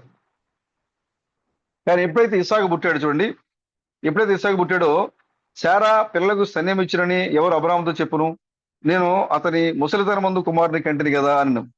ఆ పిల్లవాడు పెరిగి పాలు విడిచెను. ఇస్సాకు పాలు విడిచిన దినమందు అబ్రాహాము గొప్ప విందు చేశాను. అప్పుడు అబ్రహామునకు ఐగుప్తురాలైన హాగరు కలిగిన కుమారుడు పరిహసించుట శారా చూసి, ఈ దాసిని దీని కుమారుని వెళ్ళగొట్టము, ఈ దాసి కుమారుడు నా కుమారుడైన ఇస్సాకుతో వారసుడై ఉండని అబ్రాహాముతో అనెను. ఆమె ఇక్కడ ఎప్పుడైతే ఇస్సాకు పుట్టాడో ప్రపంచం నమ్మట్లేదు, శారా నమ్మట్లేదు, కానీ అబ్రాహాం నమ్మాడు. ఎప్పుడైతే ఇస్సాకు పుట్టాడో అప్పటి వరకు వారికి ఉన్న నింద, వేదన, దుఃఖము, అవమానాలు అన్నీ ఎగిరిపోయినాయి. ఏదైతే ఆయన 25 సంవత్సరాలుగా ఒకే అంశాన్ని ప్రసంగించుకుంటూ వచ్చాడో మెస్పటోమియాలో, ఆ అబ్రహాము యొక్క వర్తమానం యొక్క రుజువు ఇస్సాకు రూపంలో తన ఇంట్లో కేకలు పెడతా ఉంది. ఇస్సాకు రూపంలో తన ఇంట్లో కేకలు పెడుతోంది. ఎప్పుడైతే ఇస్సాకు తన ఇంట్లో పుట్టాడో అబ్రాము ఆ దుఃఖానంతటిని మర్చిపోయి ఒక గొప్ప వేడుక చేసుకున్నాడు, విందు. అబ్రహాము ఇంటిలో విందు, ఒక వేడుక. ఇప్పుడు పెండి కుమార్తె ఇంటిలో ఒక విందు, ఒక వేడుక. స్వయంగా చెప్తున్నారు, మనం ఇప్పుడు ఒక విందు ఆరగిస్తూ ఉన్నాం. మనం ఆ విందు ఏంటి అంటే పగలగొట్టబడిన యూదా గోత్రపు సింహము చేత పగలగొట్టబడిన 7 ముద్రలు. ఆ అమెరికా దేశంలో ఆ 7 ముద్రలు అక్కడ మనకి సూచనగా కనపడ్డాయి. కానీ ఆ నిజమైన 7 ముద్రలు నిజమైన యేసు వచ్చినప్పుడు బయలుపరచాలి. ఏం బ్రదర్? నిజమైన ముద్రలు నిజమైన యేసు వచ్చినప్పుడు వాటిని బయలుపరచాలి. ఆల్రెడీ యేసుక్రీస్తు మత్తయి సువార్త 24వ అధ్యాయంలో ముద్రలు మాట్లాడేది, అది గుర్తుల రూపంలో ఉన్నాయి. అమెరికా దేశం అదే యేసుక్రీస్తు మరి కొంతకాలం తర్వాత అదే యేసుక్రీస్తు మరి కొంతకాలానికి మారు రూపంలో స్వయంగా వచ్చినప్పుడు అమెరికా దేశంలోకి వచ్చినప్పుడు ఆయన ముద్రల గురించి మాట్లాడారు. అప్పుడు సూచనలుగానే ఉన్నాయి. కానీ నిజమైన యేసు సంఘంలోకి వచ్చి, నిజమైన ఇస్సాకు సంఘంలోకి వచ్చి నిజమైన ముద్రలు విప్పాడు. ఎప్పుడైనా నిజమైన యేసు వచ్చినప్పుడు నిజమైన ముద్రలు విప్పబడతాయి. కృష్ణుడు మాట్లాడుతున్నారు, నిజమైన యేసు వచ్చినప్పుడు నిజమైన ముద్రలు విప్పబడతాయి. అంటే ఆ ముద్రలే మనకు విందు. ఎందుకు ఈ విందు అంటే అబ్రాహాము ఎందుకైతే విందు చేశాడు? ఎప్పుడైతే తన కుమారుడు ఇంట్లో శిశువుగా పుట్టాడో అప్పటి వరకు వాళ్ళకున్న దుఃఖం అంతా ఎగిరిపోయింది, అవమానం అంతా ఎగిరిపోయింది. వాళ్ళు చెప్పిన వర్తమానం యొక్క రుజువు ఇదే అని లోకానికి తెలియడం కోసం అబ్రాహాం ఎలాగైతే తన కుటుంబంలో విందు చేశాడో, అలాగే ఇప్పుడు సియోను కుమార్తె సియోను కొండ పైన మడ్డి మీద ఉన్న ద్రాక్షరసముతో దేవుడు క్రొవ్విన వాటితో, మడ్డి పైన ఉన్న ద్రాక్షరసముతో దేవుడు పెళ్లి కుమార్తెకు విందు చేస్తున్నాడు. అదే పగలగొట్టబడిన 7 ముద్రలు, 7 ఉరుముల యొక్క రహస్యాన్ని దేవుడు సంఘానికి ఇచ్చాడు. ఇప్పటి వరకు మన నిందలు, అవమానాలు అన్ని కూడా ఎగిరిపోతా ఉన్నాయి. నిజమైన యేసు వచ్చి నిజమైన ముద్రలను పగలగొట్టాడు. నిజమైన యేసు వచ్చి సంఘానికి విందు చేస్తా ఉన్నాడు. నిజమైన యేసు వచ్చి ఇస్సాకుగా అబ్రహాము ఇంటిలో, సియోను ఇంటిలో ఉండి కేకలు పెడతా ఉన్నాడు. ఇదిగో మీలో ఉన్న క్రీస్తు, ఇదిగో ఎలీషా సేవలోని ఆశీర్వాదం, శాపము, ఇది అదెందుకు తూర్పుగా ఉండవలను. ఇవన్నీ కూడా ఒక్కొక్క సందేశాన్ని ఆయన కేకలు పెడుతూ ఉన్నప్పుడు ఆయన నోట్లోంచి వచ్చిన సందేశాలు ఇవన్నీ కూడా. ఆ అబ్రాహాము ఎలాగైతే విందు చేశాడో ఇప్పుడు మనం కూడా ఇప్పుడు విందు చేసుకుంటున్నాం. ఎలా అంటే ఆ ముద్రల ద్వారా. ఇప్పటివరకు మనకు వేదన, కానీ శిశువు పుట్టాడు, 3వ కుమారుడు పుట్టాడు. ఇప్పుడు మన యొక్క దుఃఖము సంతోషం అయిపోయింది. అయ్యో నా కుమారుడు చనిపోయాడని ఆదాము ఇచ్చాడు, శారా అవ్వ ఇచ్చింది. వాళ్ళ దుఃఖానికి ప్రతిగా, హేబేలుకు ప్రతిగా దేవుడు కుమారుని ఇచ్చాడు చేతుని. చేతు ఎలా ఉన్నాడంటే ఆదాంలో ఉన్నాడు. శారా చెప్తుంది, ఆదాం ఇదిగో నీ కుమారుడు, అచ్చం నీ పోలికలో ఉన్నాడు. ఇదిగో సియోను కుమార్తె, అచ్చం క్రీస్తు పోలిక. ఆ ముక్కు, ఆ కళ్ళు, ఆ జోరు, అవి చూడండి, అచ్చం అదాలాగా ఉన్నాడు. హేబేలు చనిపోయిన తర్వాత పుట్టినవాడు అచ్చం ఆదాలో ఉన్నాడు. మరింత సంతోషాన్ని కలిగించింది ఆదాంకి. ఓ చేతు భలే, నా కళ్ళు, నా ముక్కు, నా నోరు, నా నాలిక, నా రంగు, నా ఎత్తు, నా రూపం అనుకుంటున్నాడు ఆదాము. ఇప్పుడు ఇక్కడ పుట్టినటువంటి ఈ కుమారుడు కూడా క్రీస్తు పోలిక. దేవుని పోలిక. ఇప్పుడు ఇక్కడ కూర్చున్నటువంటి మనం కూడా క్రీస్తు పోలిక. ఎనోషు అభివృద్ధి నొందించేవాడు. ఎనోషు కాలంలో యెహోవా నామములో ప్రార్థన మొదలైంది. కాబట్టి ఎప్పుడైతే సంఘం వేదన పడుతుందో, సంఘం అవమానాలు పడుతుందో, నిందలు పడుతుందో, ఆ వేదనని, ఆ అవమానాలని, ఆ నిందలను తొలగించడానికి దేవుడు వారి మధ్యలోనికి వచ్చి వారిని సంతోషపడుతున్నాడు. వారి మధ్యలోనికి వచ్చి వారి దుఃఖాన్ని సంతోషంగా మారుస్తున్నాడు దేవుడు. ఇజ్రాయెల్ చూడండి, 400 సంవత్సరాలు బానిసలుగా ఉన్నారు వాళ్ళు. ఆ 400 సంవత్సరాలు బానిసలుగా ఉన్నటువంటి ఇజ్రాయేలీలు ప్రభువుకు మొరపెడతా ఉంటే వారి మూలుగులు ఆయన విన్నాడు. వారి దుఃఖం, వారి బానిసత్వం, వారి అవమానాలు, కరువులు, ఇబ్బందులు ఆయన దేవునికి వారు మొరపెట్టారు. వాళ్ళ యొక్క మూలుగులు ప్రభు ఆలకించి వాళ్ళ ఇంట్లో ఒక శిశువును పుట్టించాడు. ఆయన మోషే. ఇస్సాకు మోషే పుట్టాడన్న సంగతి ఎక్కడ పుట్టాడైనా? ఐగుప్తులో పుట్టాడు. అవునా బ్రదర్? మోషే ఐగుప్తులో పుట్టాడు. ఎవరింట్లో పుట్టాడు? అమ్రాము యెకోబేదు ఇంట్లో పుట్టాడు. చుట్టుపక్కల ఎంతమంది ఉన్నారు? చుట్టుపక్కల ఎంతమంది ఉన్నారు? చాలా మంది ఉన్నారు కదా ఇజ్రాయేలీలు. కానీ ఎవ్వరికి కూడా మోషే ఎవరనే విషయం తెలియదు. కానీ అమ్రాముకు తెలుసు, ఇతడు ఇజ్రాయేల్ విమోచకుడు. ఇజ్రాయేల్ విమోచకుడు బోసి నోటితో అమ్రాము ఇంటిలో కేకలు పెడతా ఉన్నాడు. అమ్రాము తెలుసు ఇతడు ఇజ్రాయేల్ విమోచకుడని. కానీ ఆయన కేకలు పెడుతుంటే ఓ విమోచకుడు అరుస్తున్నాడు అనుకున్నాడు అమ్రాము. ఆ కేకలు బయట వాళ్ళకి వినపడుతున్నాయి, కానీ వాళ్ళకి తెలియదు ఆయన విమోచకుడని. బయట ఇజ్రాయేల్ వింటున్నారు ఆ స్వరాన్ని, కానీ వాళ్ళకి తెలియదు. ఇప్పుడు ఇప్పుడు ఇప్పుడు లక్ష్మణ ఇంట్లో ఆ మోషే కేకలు వినపడుతున్నాయి.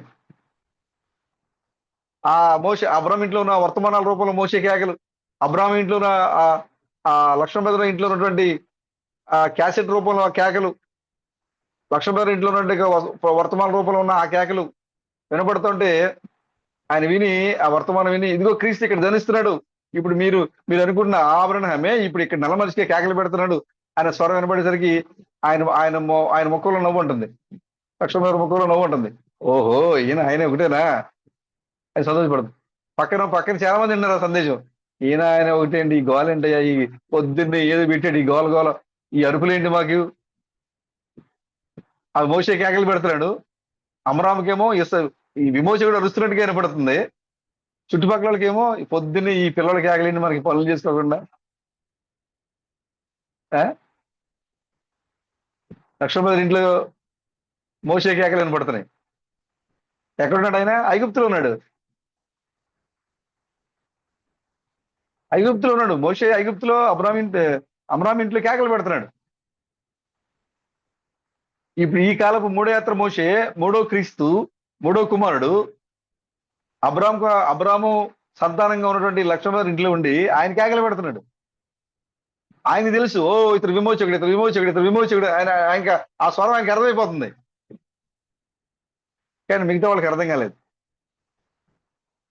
ఎప్పుడైతే వాళ్ళు దుఃఖంలో ఉన్నారో ఆ అమ్రాము ఏడ్చాడు, ప్రభువా మా కోసం విమోచకుడు పంపించు, మాకు విడుదల నువ్వు, మమ్మల్ని విడిపించు అని ఎప్పుడైతే అమ్రాము ఏడ్చుకుంటూ దుఃఖపడుతూ మరి అవమానాన్ని జ్ఞాపకం చేసుకుంటూ ప్రభు సన్నిధిలో విలపించాడో, దేవుడు అమ్రాము యొక్క ప్రార్థన విని తన ఇంటిలోనే విమోచకుడిని పంపించాడు. ఎప్పుడైతే శిశువు ఆ ఇంటిలో పుట్టాడో, అతను విమోచకుడిని అమ్రాము ఎప్పుడైతే విని ఆ శిశువుని చూశాడో, అమ్రాము యొక్క వేదన, దుఃఖము వారింటి నుంచి ఎగిరిపోయింది. ఇంకా వాళ్ళకి భయం లేదు. ఇక మిగతా వాళ్ళందరికీ భయం ఉంది. మనం వెళ్ళమో, మనకు విడుదల వస్తుందో రాదో, మనం ఇలాగే ఉంటామేమో, మన ప్రార్థన దేవుడు బదిలిస్తాడో లేదో అని వాళ్ళందరూ అనుకుంటున్నారు. కానీ మన ప్రార్థనకి బదులు ఇవ్వగలడు అని చెప్పి రూఢీగా నమ్మింది ఎవరంటే అమ్రాం. దాన్ని రుజువు చూసింది ఎవరంటే అమ్రాం. ఆ స్వరాన్ని విన్నది ఎవరంటే అమ్రాం. క్రీస్తు బిడ్డ మన ప్రార్థనకు బదులిస్తాడు అని నమ్మింది ఎవరంటే ప్రేమ్ బ్రదర్. ఆ ప్రార్థనకు బదులిచ్చే దేవుని యొక్క స్వరాన్ని విన్నది ఎవరే అంటే ప్రేమ్ బ్రదర్. మిగతా వాళ్ళు అనుకుంటారు దేవుడు అసలు మనకు బదులిస్తాడా, మనతో మాట్లాడతాడా? అవునండి, బదులిస్తాడు, మాట్లాడతాడు. ఆయన ఆల్రెడీ వచ్చేసాడానికి. ఆయన అమరాం ఇంట్లో కేకలు పెడతాడు. ఆయన సమయం నీవు మర్చిపోతావు, నేను మర్చిపోతావు, లోకం మర్చిపోద్ది. కానీ నిర్ణయ కాలంలో విమోచకుడు వచ్చి అమరాం ఇంట్లో కేకలు పెట్టడం మొదలు పెట్టాడు. లోకం మర్చిపోయింది, సంఘాలు మర్చిపోయినాయి, పాస్టర్లు మర్చిపోయారు, బోధకులు అందరూ మర్చిపోయారు. కానీ దేవుడు మర్చిపోలే. నిర్ణయ కాలంలో అంజూరపు చెట్టు చిగురించినప్పుడు మనుష్య కుమారుడు ద్వారం దగ్గరికి వచ్చి నిలబడి ఆయన కేకలు పెట్టడం మొదలు పెట్టాడు.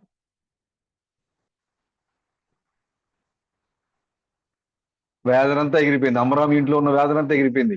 వాళ్ళ ఇంట్లో ఒకటే సంతోషం. అంతకుముందు అహరోను పుట్టిన సంతోషం లేదు వాళ్ళకి, అంతకుముందు మిరియాం పుట్టిన సంతోషం లేదు వాళ్ళకి. కానీ వాగ్దాన కుమారుడు, ఇజ్రాయేల్ యొక్క విమోచకుడు ఉత్తర దిక్కు నుంచి రాబోతున్నాడని అమరాము విన్న వాగ్దాన పుత్రుడు తన ఇంట్లో బోసినోడితో ఏడుస్తూ ఉంటే అమరాము ఎక్కి సంతోషపడుతున్నారు. మా దుఃఖం ఎగిరిపోయింది, విమోచకుడు వచ్చాడు, మమ్మల్ని విడిపిస్తాడు అనుకున్నారు వాళ్ళు. వాళ్ళు అనుకుంటున్నారు, వాళ్ళు సంతోషపడ్డారు. ఈ లోపే వాళ్ళ ఇంట్లో నుంచి వెళ్ళిపోయాడు. అమరాం ఎక్కిపోయేది అనుకున్నారు, విమోచకుడు పుట్టాడు, మాకు సంతోషం అని అనుకుంటున్నారు వాళ్ళు. ఈ లోపే వాళ్ళ ఇంట్లో నుంచి వెళ్ళిపోయాడు ఆయన. ఎక్కడికి వెళ్ళాడు తెలుసా? ఎదురుగా ఉన్న శత్రువు ఇంట్లోకి వెళ్ళిపోయాడు. కానీ ఒక దినాన మళ్ళా తిరిగి ఇంటికి వచ్చాడు. మా విమోచకుడు వచ్చాడు, ఈ స్వర్ణం రూపంలో వచ్చాడు, మాకు సంతోషం, మాకు ఆనందం అని అనుకునే లోపే వెళ్ళిపోయాడు ఆయన. ఈ తామస్ వచ్చారు, మాకు ముద్దలను పగల కొట్టారు, ఉరుముల రహస్యం అన్ని చెప్పారు అని మనం సంతోషపడుతున్నాం అనుకునే లోపే వెళ్ళిపోయాడు ఆయన. వెళ్ళిపోయిన ఆ యొక్క విమోచకుడు మరలా తిరిగి అమరాం ఎక్కేబేద దగ్గరికి రాబోతున్నారు. మరలా పెళ్లికుమార్ దగ్గర రాబోతున్నారు. మరలా మనం చూడబోతున్నాం. మళ్ళీ ఎప్పుడైతే ఆ చిన్న బాలుడు, చిన్న శిశువు ఎప్పుడైతే అమరాం ఇంట్లో పుట్టాడో అతను విమోచకుడైన సంగతి అమరాం కుటుంబానికి మాత్రమే తెలుసు, మిగతా ఎవరికి తెలియలేదు. అలాగే ఈ యొక్క సంఘం అనే స్త్రీ కలిగినటువంటి మగ శిశువు ప్రసవ వేదనతో కన్యకగా ఉన్నటువంటి యొక్క సంఘము, అన్ని కాలాల్లో వేశ్యల మధ్యలోకి వెళ్తుంది సంఘము. కానీ దేవుడు తన కన్యకైన సంఘాన్ని వేరు చేసి ఆ కన్యక ద్వారా కుమారుడు పుట్టించాడు దేవుడు. ఆ కన్యక ద్వారా వచ్చిన కుమారుడు నిజమైన కన్యక, పాపము చేయని కన్యక, వ్యభిచార సంఘాల్లో భాగస్వాములేని కన్యక. ఎఫెసు నుంచి లవదీక వరకు ప్రతి సంఘకాలము వేషంతో కలిసిపోతూ వచ్చింది. కానీ దేవుడు తన బిడ్డల్ని, తన సంఘాన్ని వేరు చేసి ఆ యొక్క కన్యకగా తన సంఘాన్ని కాపాడుకుంటూ వచ్చాడు ఆయన. ఈ చివరికాల సమయంలోకి వచ్చేసరికి పెంతెకోస్తు, సియోను ఇప్పుడు నిజమైన సూపర్ చర్చి కన్యకగా ఉంది. ఇప్పుడు ఈ సూపర్ చర్చి అనే ఈ కన్యకలోంచి పుట్టినటువంటి ఈ కుమారుడు మూడో కుమారుడు అన్నాడు. ఇది నిజమైన ఆ కన్యక ద్వారా వచ్చిన కుమారుడు షాడో, ఈయన రియల్. ఈమె నిజమైన కన్యక, ఈ నిజమైన కన్యక ద్వారా వచ్చిన కుమారుడు.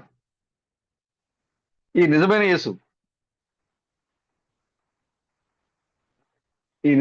వచ్చి నిజమైన ముద్రలు పగలగొట్టినప్పుడు నిజమైన సంఘము, నిజమైన వాక్యం తెలుసుకుంది. ఇప్పుడు అంతా రియల్. విమోచకుడు అమరాం ఇంట్లో ఉన్నాడు, అది అమరాంకే తెలుసు, మిగతా వరకు ఎవరికి తెలియదు బ్రదర్. వర్తమానికులు రాహాబు ఇంట్లో ఉన్నారు, అది రాహాబుకి తెలుసు, మిగతా వాళ్ళకి పని లేదు. వర్తమానికులు రాహాబు ఇంట్లో ఉన్నారు. వర్తమానికులు ఎక్కడైతే ఉన్నారో రాహాబు అక్కడికి ఎక్కిలిపోయింది. అవునా? యెహోషువ చూడండి ఒకసారి, 2వ అధ్యాయము చదవండి గారు, చదవండి. నూను కుమారుడైన యెహోషువ వేగుల వారైన 2 మనుషులను పిలిపించి, మీరు పోయి ఆ దేశమును, ముఖ్యముగా ఎరీకోను చూడునని వారితో చెప్పి, నొద్ద నుండి వారిని రహస్యముగా నాలుగవ పంపాను. నాలుగవ వచ్చిన చదవండి బ్రదర్. తర్వాత మీరు తర్వాత చదవండి. నాలుగవ వచ్చిన చదవండి.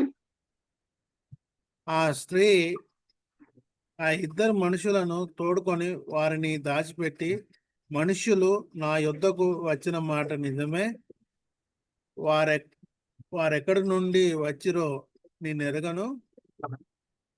చీకటి పడుచుండగా గవిని వేయబడు వేళను ఆ మనుషులు వెలు వెలుపలికి వెళ్ళిరి. వారెక్కడికి పోయారో నేను ఎరగను. మీరు వారిని శీఘ్రంగా తరిమితిరా పట్టుకుందురు అని చెప్పి తన మిద్దె మీదికి ఆ ఇద్దరిని ఎక్కించి దాని మీద రాశి వేసి ఉన్న జనుప కట్టెతో వారిని దాచిపెట్టెను. ఉమ్. ఆ ఆ మనుషులు మనుషులు యోర్దానును దాటు రేవుల మార్గంగా వారిని తరిమిరి. ఉమ్, తరుమపోయిన మనుషులు బయలు వెళ్ళను తోడగానే గవిని వేయబడెను. ఆ వేగుల వారు పడుకొనక మునుపు ఆమె వారున్న మిద్దె మీదకి ఎక్కి వారితో చూసారా ఇట్లా ఆమె పైకెక్కింది. మిద్దెకి వర్తమానం ఎక్కడుందో వర్తమానం దగ్గరికి వెళ్ళిపోయింది బ్రదర్. వర్తమానము ఆమె ఇంటిలో పైన మిద్ది మీద ఉంది. అన్ని చక్కబెట్టేసి గబగబా ఆమె కూడా పైకి ఎక్కేసి కూర్చుంది. మనం కూడా వర్తమానం ఎక్కడుంటే అక్కడికి వెళ్ళిపోవాలి సోదరుడా. ఫిజికల్ గానే కాదు మనం చెప్పేది. అమెరికాలో మెసేజ్ వచ్చింది, మనం అమెరికా వెళ్ళిపోవాలని కాదు మన అర్థం. మనం వెళ్ళిపోవాలని కాదు, కానీ మన విశ్వాసం అక్కడికి వెళ్ళిపోవాలి. వేలూరు వచ్చింది వర్తమానం, మన విశ్వాసం అక్కడికి వెళ్ళిపోవాలి.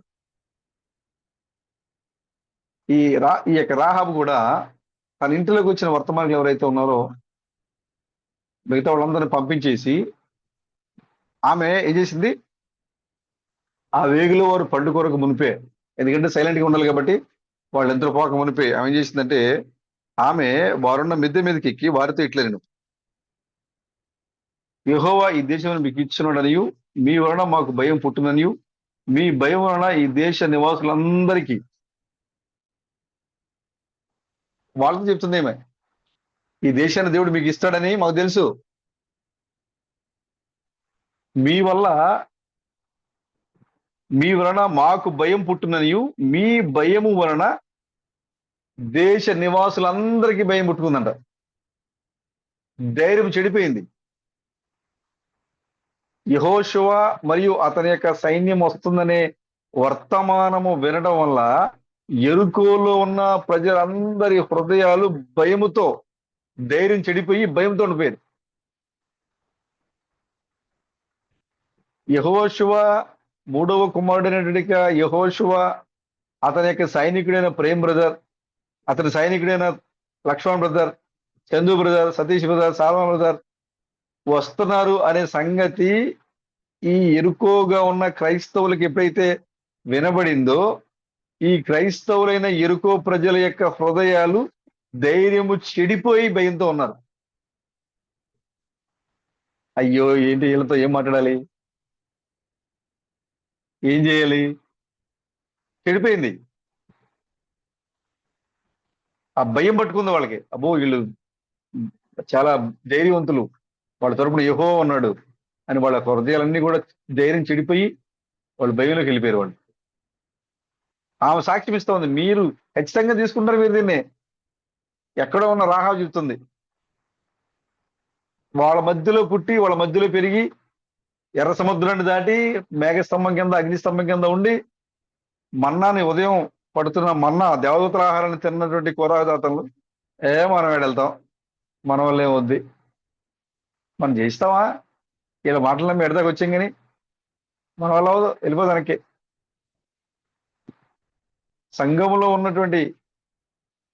ఉండి నేను థామస్ గారితో ఉన్నా, ఆయన ఎక్కడ కూర్చుండి నేను ఆడే కూర్చున్నా, ఆయన ఏ ప్లేట్లు తింటే నేను ఆ ప్లేట్ తిన్నా, పక్కన కూర్చున్నటువంటి వాళ్ళకి ఇంకా డౌటే.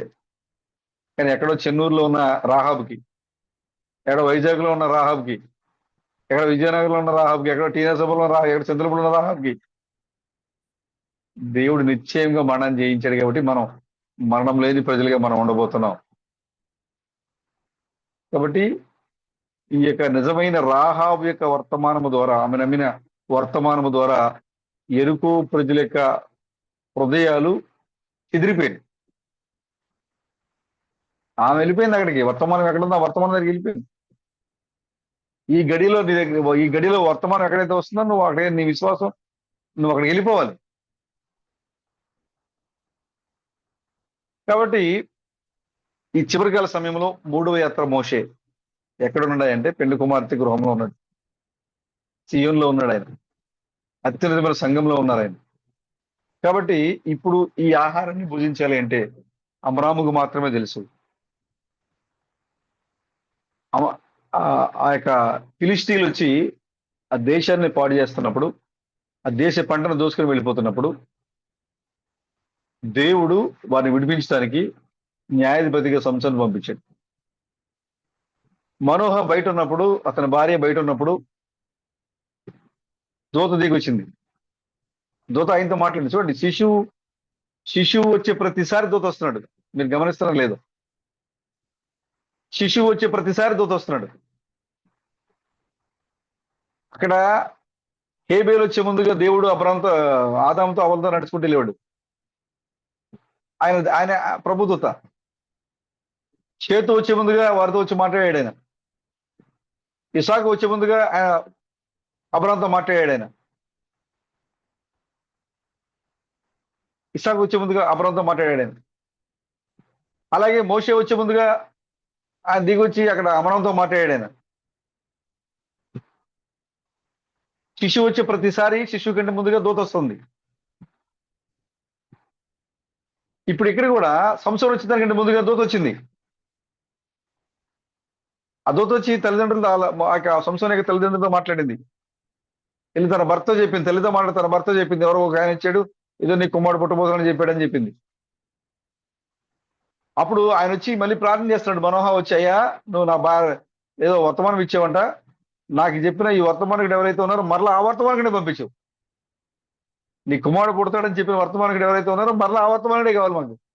మరొక వర్తమానుడు వస్తే మళ్ళీ తప్పుదో పట్టిస్తాడు. ఏ వర్తమానుడు వచ్చి మాకు చెప్పాడో ఆ వర్తమానికి మరలా పంపించు అని ప్రార్థన చేశాడు. అప్పటికి వాళ్ళందరూ కూడా వాళ్ళక తీవ్రంగా నష్టపోయి ఉన్నారు, భయంతో ఉన్నారు. వాళ్ళ ఆస్తులు, వాళ్ళ పంటలు, విలువైన అన్ని కూడా వాళ్ళ సొత్తు అంతా చోరీకి గురైపోతుంది, దోసుకెళ్ళిపోతున్నారు. దుఃఖంలో ఉన్నారు వాళ్ళు. వారి యొక్క దుఃఖాన్ని సంతోషంగా మార్చడానికి వారికి న్యాయాధిపతిగా సంసోను మనోహ ఇంట్లో జన్మించాడు. కేవలం మనోహకు మాత్రమే తెలుసు, తన భార్యకి మాత్రమే తెలుసు అతడు ఇజ్రాయేల్ యొక్క న్యాయాధిపతి, అతను ఇజ్రాయేల్ యొక్క విమోచకుడైన సంగతి వాళ్ళకే తెలుసు, మిగతా ఎవరికి తెలియదు. ఇప్పుడు సంఘములో ఉన్నటువంటి క్రీస్తు, సంఘములో ఉన్నటువంటి సంసోను, సంఘములో ఉన్నటువంటి మోషే, సంఘంలో ఉన్నటువంటి షేతు విమోచకుడు అనే సంగతి ఎవరైతే ఆ కుటుంబంలో ఉన్నారో వారికే తెలుసు. ఆ మనోహర్కి తన భార్యకి తెలుసు అతను విమోచకుడని. ఎందుకంటే దూత వచ్చి ముందే చెప్పింది, ఇజ్రాయేల్కి ఇతను న్యాయాధిపతిగా ఉండబోతున్నాడు, ఇజ్రాయేల్కి విమోచకుడిగా ఇతను ఉండబోతున్నాడు అని ముందుగానే చెప్పింది.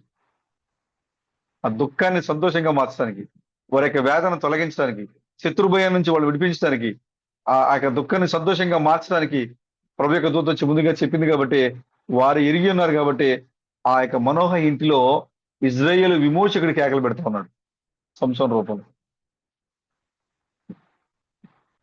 ఈ చివరికాల సమయంలో మన ఇంట్లో ఆ సంసోను వచ్చాడు, మన న్యాయాధిపతి,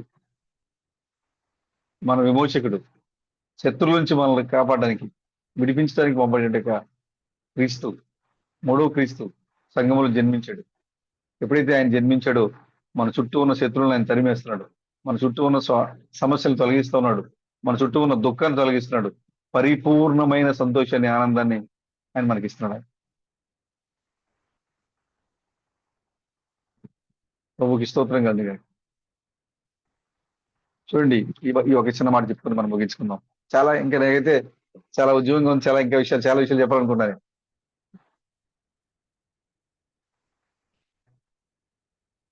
దావీదు ఎంత వేదన పడ్డాడు. మనం ఎన్ని సంవత్సరాలు చెప్పినా దావీదు చరిత్రని చెప్పుకోవచ్చు మనం. అన్నల చేత ద్వేషించబడ్డాడు, పశువుల కాపరిగా, గొర్రెల కాపరిగా ఉన్నాడు, ఎనిమిదో కుమారుడిగా ఉన్నాడు, ఊరికి దూరంగా ఉంటున్నాడు. ఆ ఇలాంటి దావీదు అక్కడి నుంచి దేవుని ఆత్మచేత నింపబడి గొలియాతుని చంపి సౌలు ఇంట్లోకి వెళ్ళాడు. సౌలు అనేక సార్లు చంపడానికి చూశాడు. సౌలు ఇంటి నుంచి పారిపోయాడు. పడుకోటకి సరైన స్థలాలు లేక అరణ్యాల్లో బండల సందుల్లో పడుకున్నాడు. ఈ దావీదు ఎంత వేదన చూడండి. సౌలు కుమార్తెని పెళ్లి చేసుకున్నాడు, సంతోషం లేదు. ఇంక చాలా మందిని భార్యలు చేసుకున్నాడు, సంతోషం లేదు. తనకు మనసుకు నచ్చిన బత్షెబాని చేసుకున్నాడు.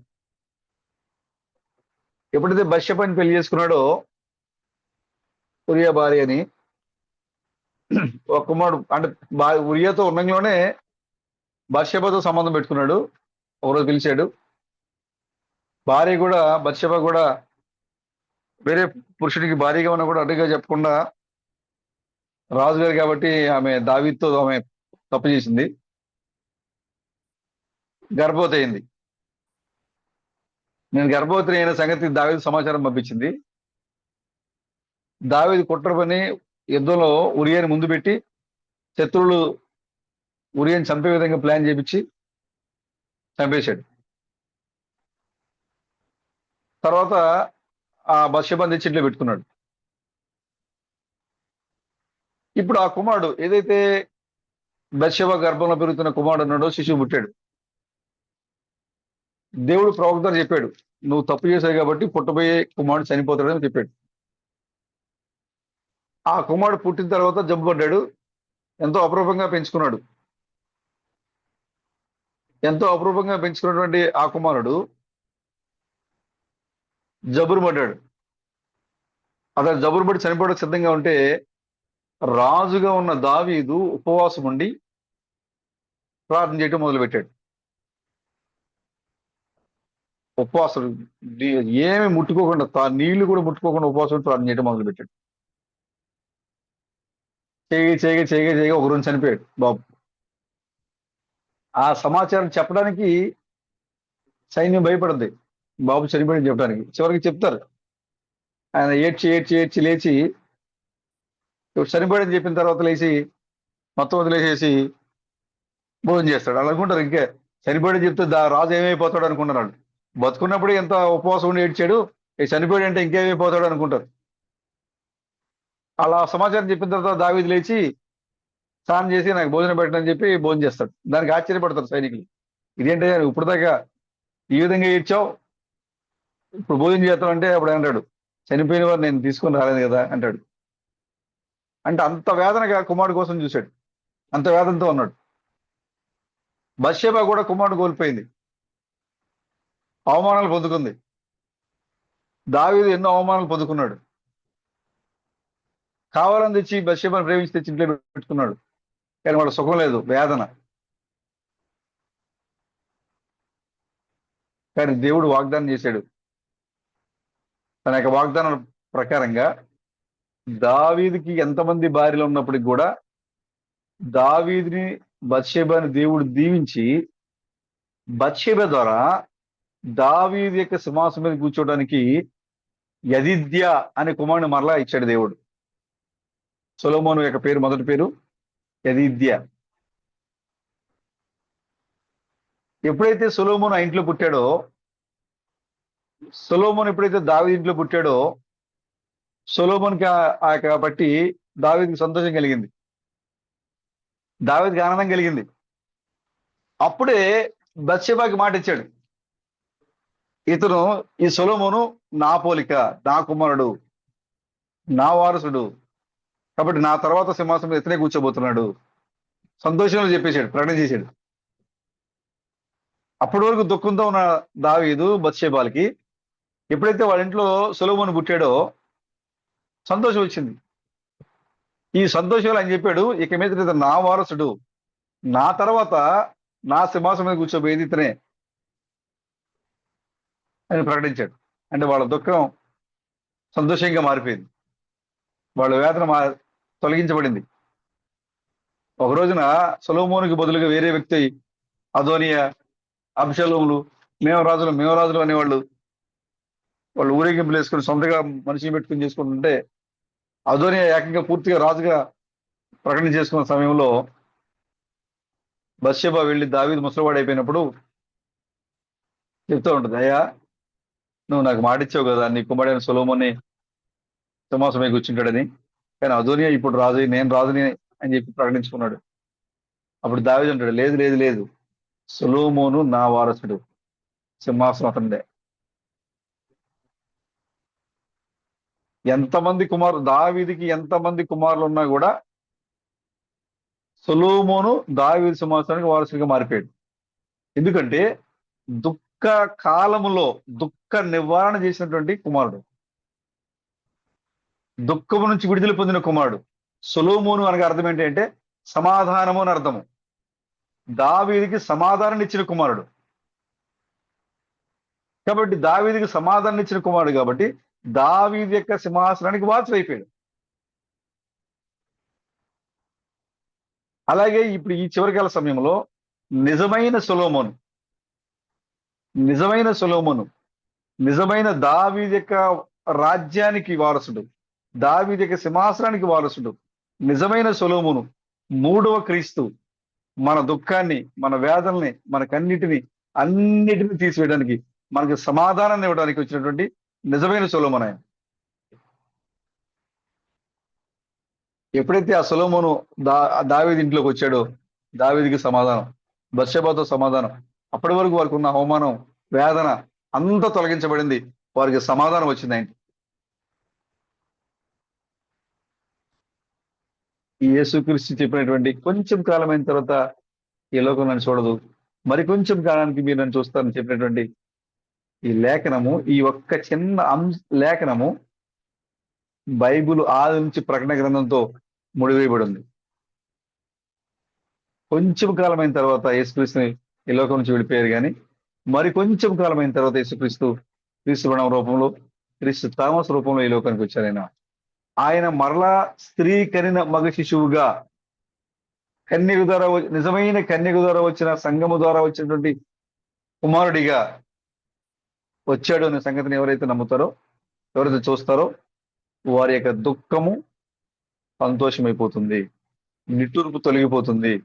నిత్యము వారి యొక్క సంతోషాన్ని ఎవడును వారి యొద్ద నుంచి తొలగించలేడు. ఇది వాగ్దానం. ఇది ఈ మూడవ కుమారుడిని చూసిన సంఘానికి వచ్చిన సంతోషాన్ని, ఆనందాన్ని, ఆశీర్వాదాన్ని ఈ లోకంలో ఎవ్వరూ తొలగించలేదు. మరి కొంచెం కాలమైన తర్వాత మన క్రీస్తుని ముఖాముఖిగా మనం చూడగలుగుతున్నాము. ఎలా అంటే మారు రూపములో. క్రీస్తు తన ఇంటిలో ఉన్నాడనే సంగతి అబ్రాహాముకి తెలుసు. క్రీస్తు తన ఇంటిలో ఉన్నాడనే సంగతి సంసోను యొక్క తల్లిదండ్రులకి తెలుసు. క్రీస్తు సంఘంలో ఉన్నాడు అనే సంగతి నిజమైన సీయోనికి మాత్రమే తెలుసు. ప్రియమైన సహోదరులారా, మూడో కుమారుడు పుట్టాడు. పెళ్లి కుమార్తె యొక్క దుఃఖం ఎగిరిపోయింది, పెళ్లి కుమార్తె యొక్క సంతోషం పరిపూర్ణం అయిపోయింది. ఇక మనకి దుఃఖం లేదు, మరణం లేదు, ఎల్లప్పుడూ ఆనందమే. ఈ ఆనందాన్ని మన నుంచి వేరు చేసేది ఈ లోకంలో ఏది లేదు. లక్ష్మణ్ బ్రదర్, మీ సంతోషం పరిపూర్ణం అయిపోయింది. ప్రేమ్ బ్రదర్, మీ సంతోషం పరిపూర్ణం అయిపోయింది. మీ మరణం తొలగించబడింది. మీ యొక్క ప్రతి దానికి వెల చెల్లించబడింది. ఈ లోకంలో నరుడు పుట్టాడు, క్రీస్తు పుట్టాడు. మూడవ శిశువు జన్మించడం మన కనులతో మనం చూసాం. ఇప్పటి వరకు మనం వేదన పడ్డాం, అవమానాలు పడ్డాం, నిందలు పడ్డాం. కానీ మన మధ్యలో ఒక నిజమైన మగ శిశువు పుట్టాడు కాబట్టి మన యొక్క వేదన అంతా తొలగిపోయింది. ఇక మనం ఎన్నటికీ దాన్ని జ్ఞాపకం చేసుకోమని. కొంచెం కాలమైన తర్వాత వచ్చిన క్రీస్తుని మనం చూస్తున్నాం, లోకం చూడలేకపోతుంది. కాబట్టి ఇక ఎంత మాత్రం కూడా మనకి దుఃఖం లేదు సోదరుడా, సహోదరి. ఈ సంతోషాన్ని మన నుండి ఇక ఈ లోకంలో వేరు చేసేది ఏదీ లేదు. కారణము ఇమ్మానుయేలు దేవుడు. ఇమ్మానుయేలు అనగా అర్థం ఏంటి? ఇమ్మానుయేలు అనగా అర్థం ఏంటి బ్రదర్? లక్ష్మణ్ బ్రదర్,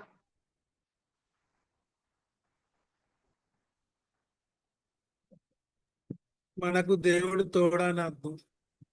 దేవుడు మనకు తోడై ఉన్నాడు అని అర్థం. ఉన్నాడు అని అర్థం. దేవుడు మనకు తోడై ఉన్నాడు అంటే ఇంకా మనకి ఇంకా దుఃఖం ఎందుకు, ఇంకెందుకు బాధ, ఇంకెందుకు వేదన?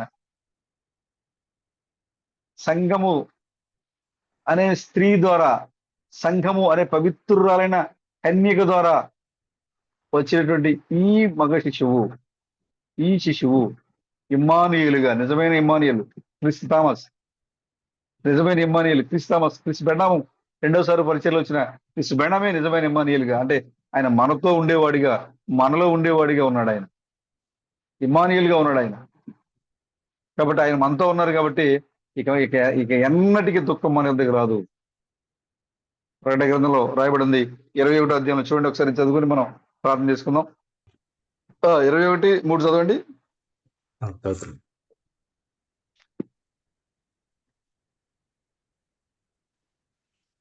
21:3. అప్పుడు ఇదిగో దేవుని నివాసము మనుషులతో కూడా ఉన్నది. అది ఆయన శిశువు పుట్టేశాడు. మన శిశువు పుట్టేశాడు బ్రదర్, లక్ష్మణ్ బ్రదర్. శిశువు పుట్టాడు కాబట్టి దేవుని యొక్క నివాసం మనుషుల్లోకి వచ్చేసింది. అంటే దేవుడు నివాసం అంటే శరీరం అంతా ఉంది. ఆ మూడవ క్రీస్తు మన మధ్యలోకి వచ్చాడు. దేవుడు మన మధ్యలోకి వచ్చేసాడు. ఇప్పుడు ఇమ్మానుయేలు మనతో ఉన్నాడు. ఇప్పుడు ఇమ్మానుయేలు అనగా దేవుడు మనకు తోడై ఉన్నాడు. ఆ ఇమ్మానుయేలు వచ్చేసాడు మన మధ్యకి. ఆయన వారితో కాపురముండును, ఆ, వారు ఆయన ప్రజలై ఇందురు. ఆ, దేవుడు తానై ఉమ్, వారి దేవుడై ఉండి వారికి తోడై ఉండును. ఉమ్. ఆయన వారి కన్నులు ప్రతి బాస బిందువును తుడిచివేయును. ఇక మరణం లేదు బ్రదర్. ఇక లేదు, ఇక దుఃఖం లేదు, ఇక దుఃఖం లేదు, మరణం లేదు. ఇమ్మానుయేలు దేవుడు మనతో ఉంటాడు ఇక. ఎందుకంటే ఆ స్త్రీ ప్రసవించింది. ఏ స్త్రీ? కన్యకైన సంఘము, కన్యక ఉన్న సంఘము ప్రసవించింది. కన్యక ద్వారా వచ్చిన, నిజమైన కన్యక ద్వారా వచ్చినటువంటి కుమారుడు ఇమ్మానుయేలు దేవుడు. ఇమ్మానుయేలు దేవుడు క్రీస్తు బండం యొక్క రెండోసారి పరిచర్యలో ఇమ్మానుయేలుగా కన్యక ద్వారా వచ్చిన కుమారుడు మనతో ఉన్నాడు కాబట్టి దేవుని నివాసం మనతో వచ్చేసింది. ఆయన మన మధ్యలో నివాసం ఉంటున్నాడు ఆయన. అంతేకాకుండా మనం ఆయన ప్రజలుగా ఉంటాము, ఆయన మనకు దేవుడిగా ఉంటున్నాడు. ఆ సమయంలో మన కనుల నుంచి వచ్చే ప్రతి బాష్ప బిందువునైనా తుడిచివేయును. మరణము ఇక ఉండదు, దుఃఖమైనను, ఏడ్పైనను, వేదనైనను ఇక ఉండదు. బ్రదర్, మన లేడీ వల్ల లేచి గంతులేసేయలేదు బ్రదర్. లేడీలాగా లేచి గంతులేదు బ్రదర్. మూడో కుమారుడు మన మధ్యలో పుట్టాడు. మన దుఃఖం ఎగిరిపోయింది, మన సంతోషం పరిపూర్ణం అవుతుంది. ఈ సంతోషాన్ని నీ యొద్ద నుండి ఎవడు తొలగించలేడు, ఎవడు దొంగిలించలేడు. మెస్సయ్య మన ఇంట్లో ఉన్నాడనే సంగతి మనకే తెలుసు. మెస్సయ్య మన ఇంట్లో కేకలు పెడుతున్నాడనే సంగతి మనకే తెలుసు. ఆయన కేకలు పెడుతున్నాడు, తన బోసినోరు పెట్టి కేకలు పెడుతున్నాడు ఆయన. మీలో ఉన్న క్రీస్తు, ఈ లోకానికి మీరు దేవుళ్ళు, అదే తూర్పుగా ఉండవలేను, దేవునికి 2 లక్షలు మీలో కనపడాలి. ఆ మెస్సయ్య మన మధ్యలో, ఆ ఇస్సాకు అబ్రాహాం ఇంట్లోంచి కేకలు పెడుతున్నట్లుగా, ఆ మోషే అమరాం ఇంట్లో కేకలు పెడుతున్నట్లుగా, ఆ సంసోను మనోహ ఇంట్లో కేకలు పెడుతున్నట్లుగా, ఇప్పుడు ఈ కాలంలో వచ్చిన ఇమ్మానుయేలు దేవుడు సియోను ఇంట్లో, సియోను గృహంలో అబ్రాహాం యొక్క సంతానంలో ఉండి ఆయన కేకలు పెడతా ఉన్నాడు. ఆ ఇమ్మానుయేలు దేవుడు మన మధ్యకి వచ్చాడు కాబట్టి ఇక వేదన లేదు, మరణం లేదు, దుఃఖం లేదు. ప్రతి కన్నీటి బొట్టు తుడిచివేయబడుతుంది. దేవుడే మనకు తోడుగా ఉంటాడు. ఆ ప్రసవించేటువంటి స్త్రీ గడియ ఇదే. ఆ స్త్రీ ప్రసవించింది, 3వ కుమారుడికి జన్మనిచ్చింది. కొంచెం కాలమైన తర్వాత ఈ లోకము చూడలేని క్రీస్తుని మనం చూస్తాం. 2000 సంవత్సరాల తర్వాత నిజమైన యేసు నిజమైన ముద్రలు విప్పాడు. దాన్ని మనం చూస్తా ఉన్నాం. ప్రియమైన సహోదరులారా, మీ దుఃఖము, మీ మరణము, మీ నిట్టూర్పు, మీ వేదన అంతా ఎగిరిపోయింది. ఇమ్మానుయేలు దేవుడు మీతో వచ్చాడు. ఆమేన్. మూడో క్రీస్తు పుట్టాడు. సంఘానికి ఉన్న దుఃఖము నిట్టూర్పు వేదన ఎగిరిపోయింది. దుఃఖం ఎగిరిపోయింది. మీ సంతోషము పరిపూర్ణమవుతా ఉంది. ఈ సంతోషాన్ని ఎవ్వరూ తొలగించలేరు. ఆమె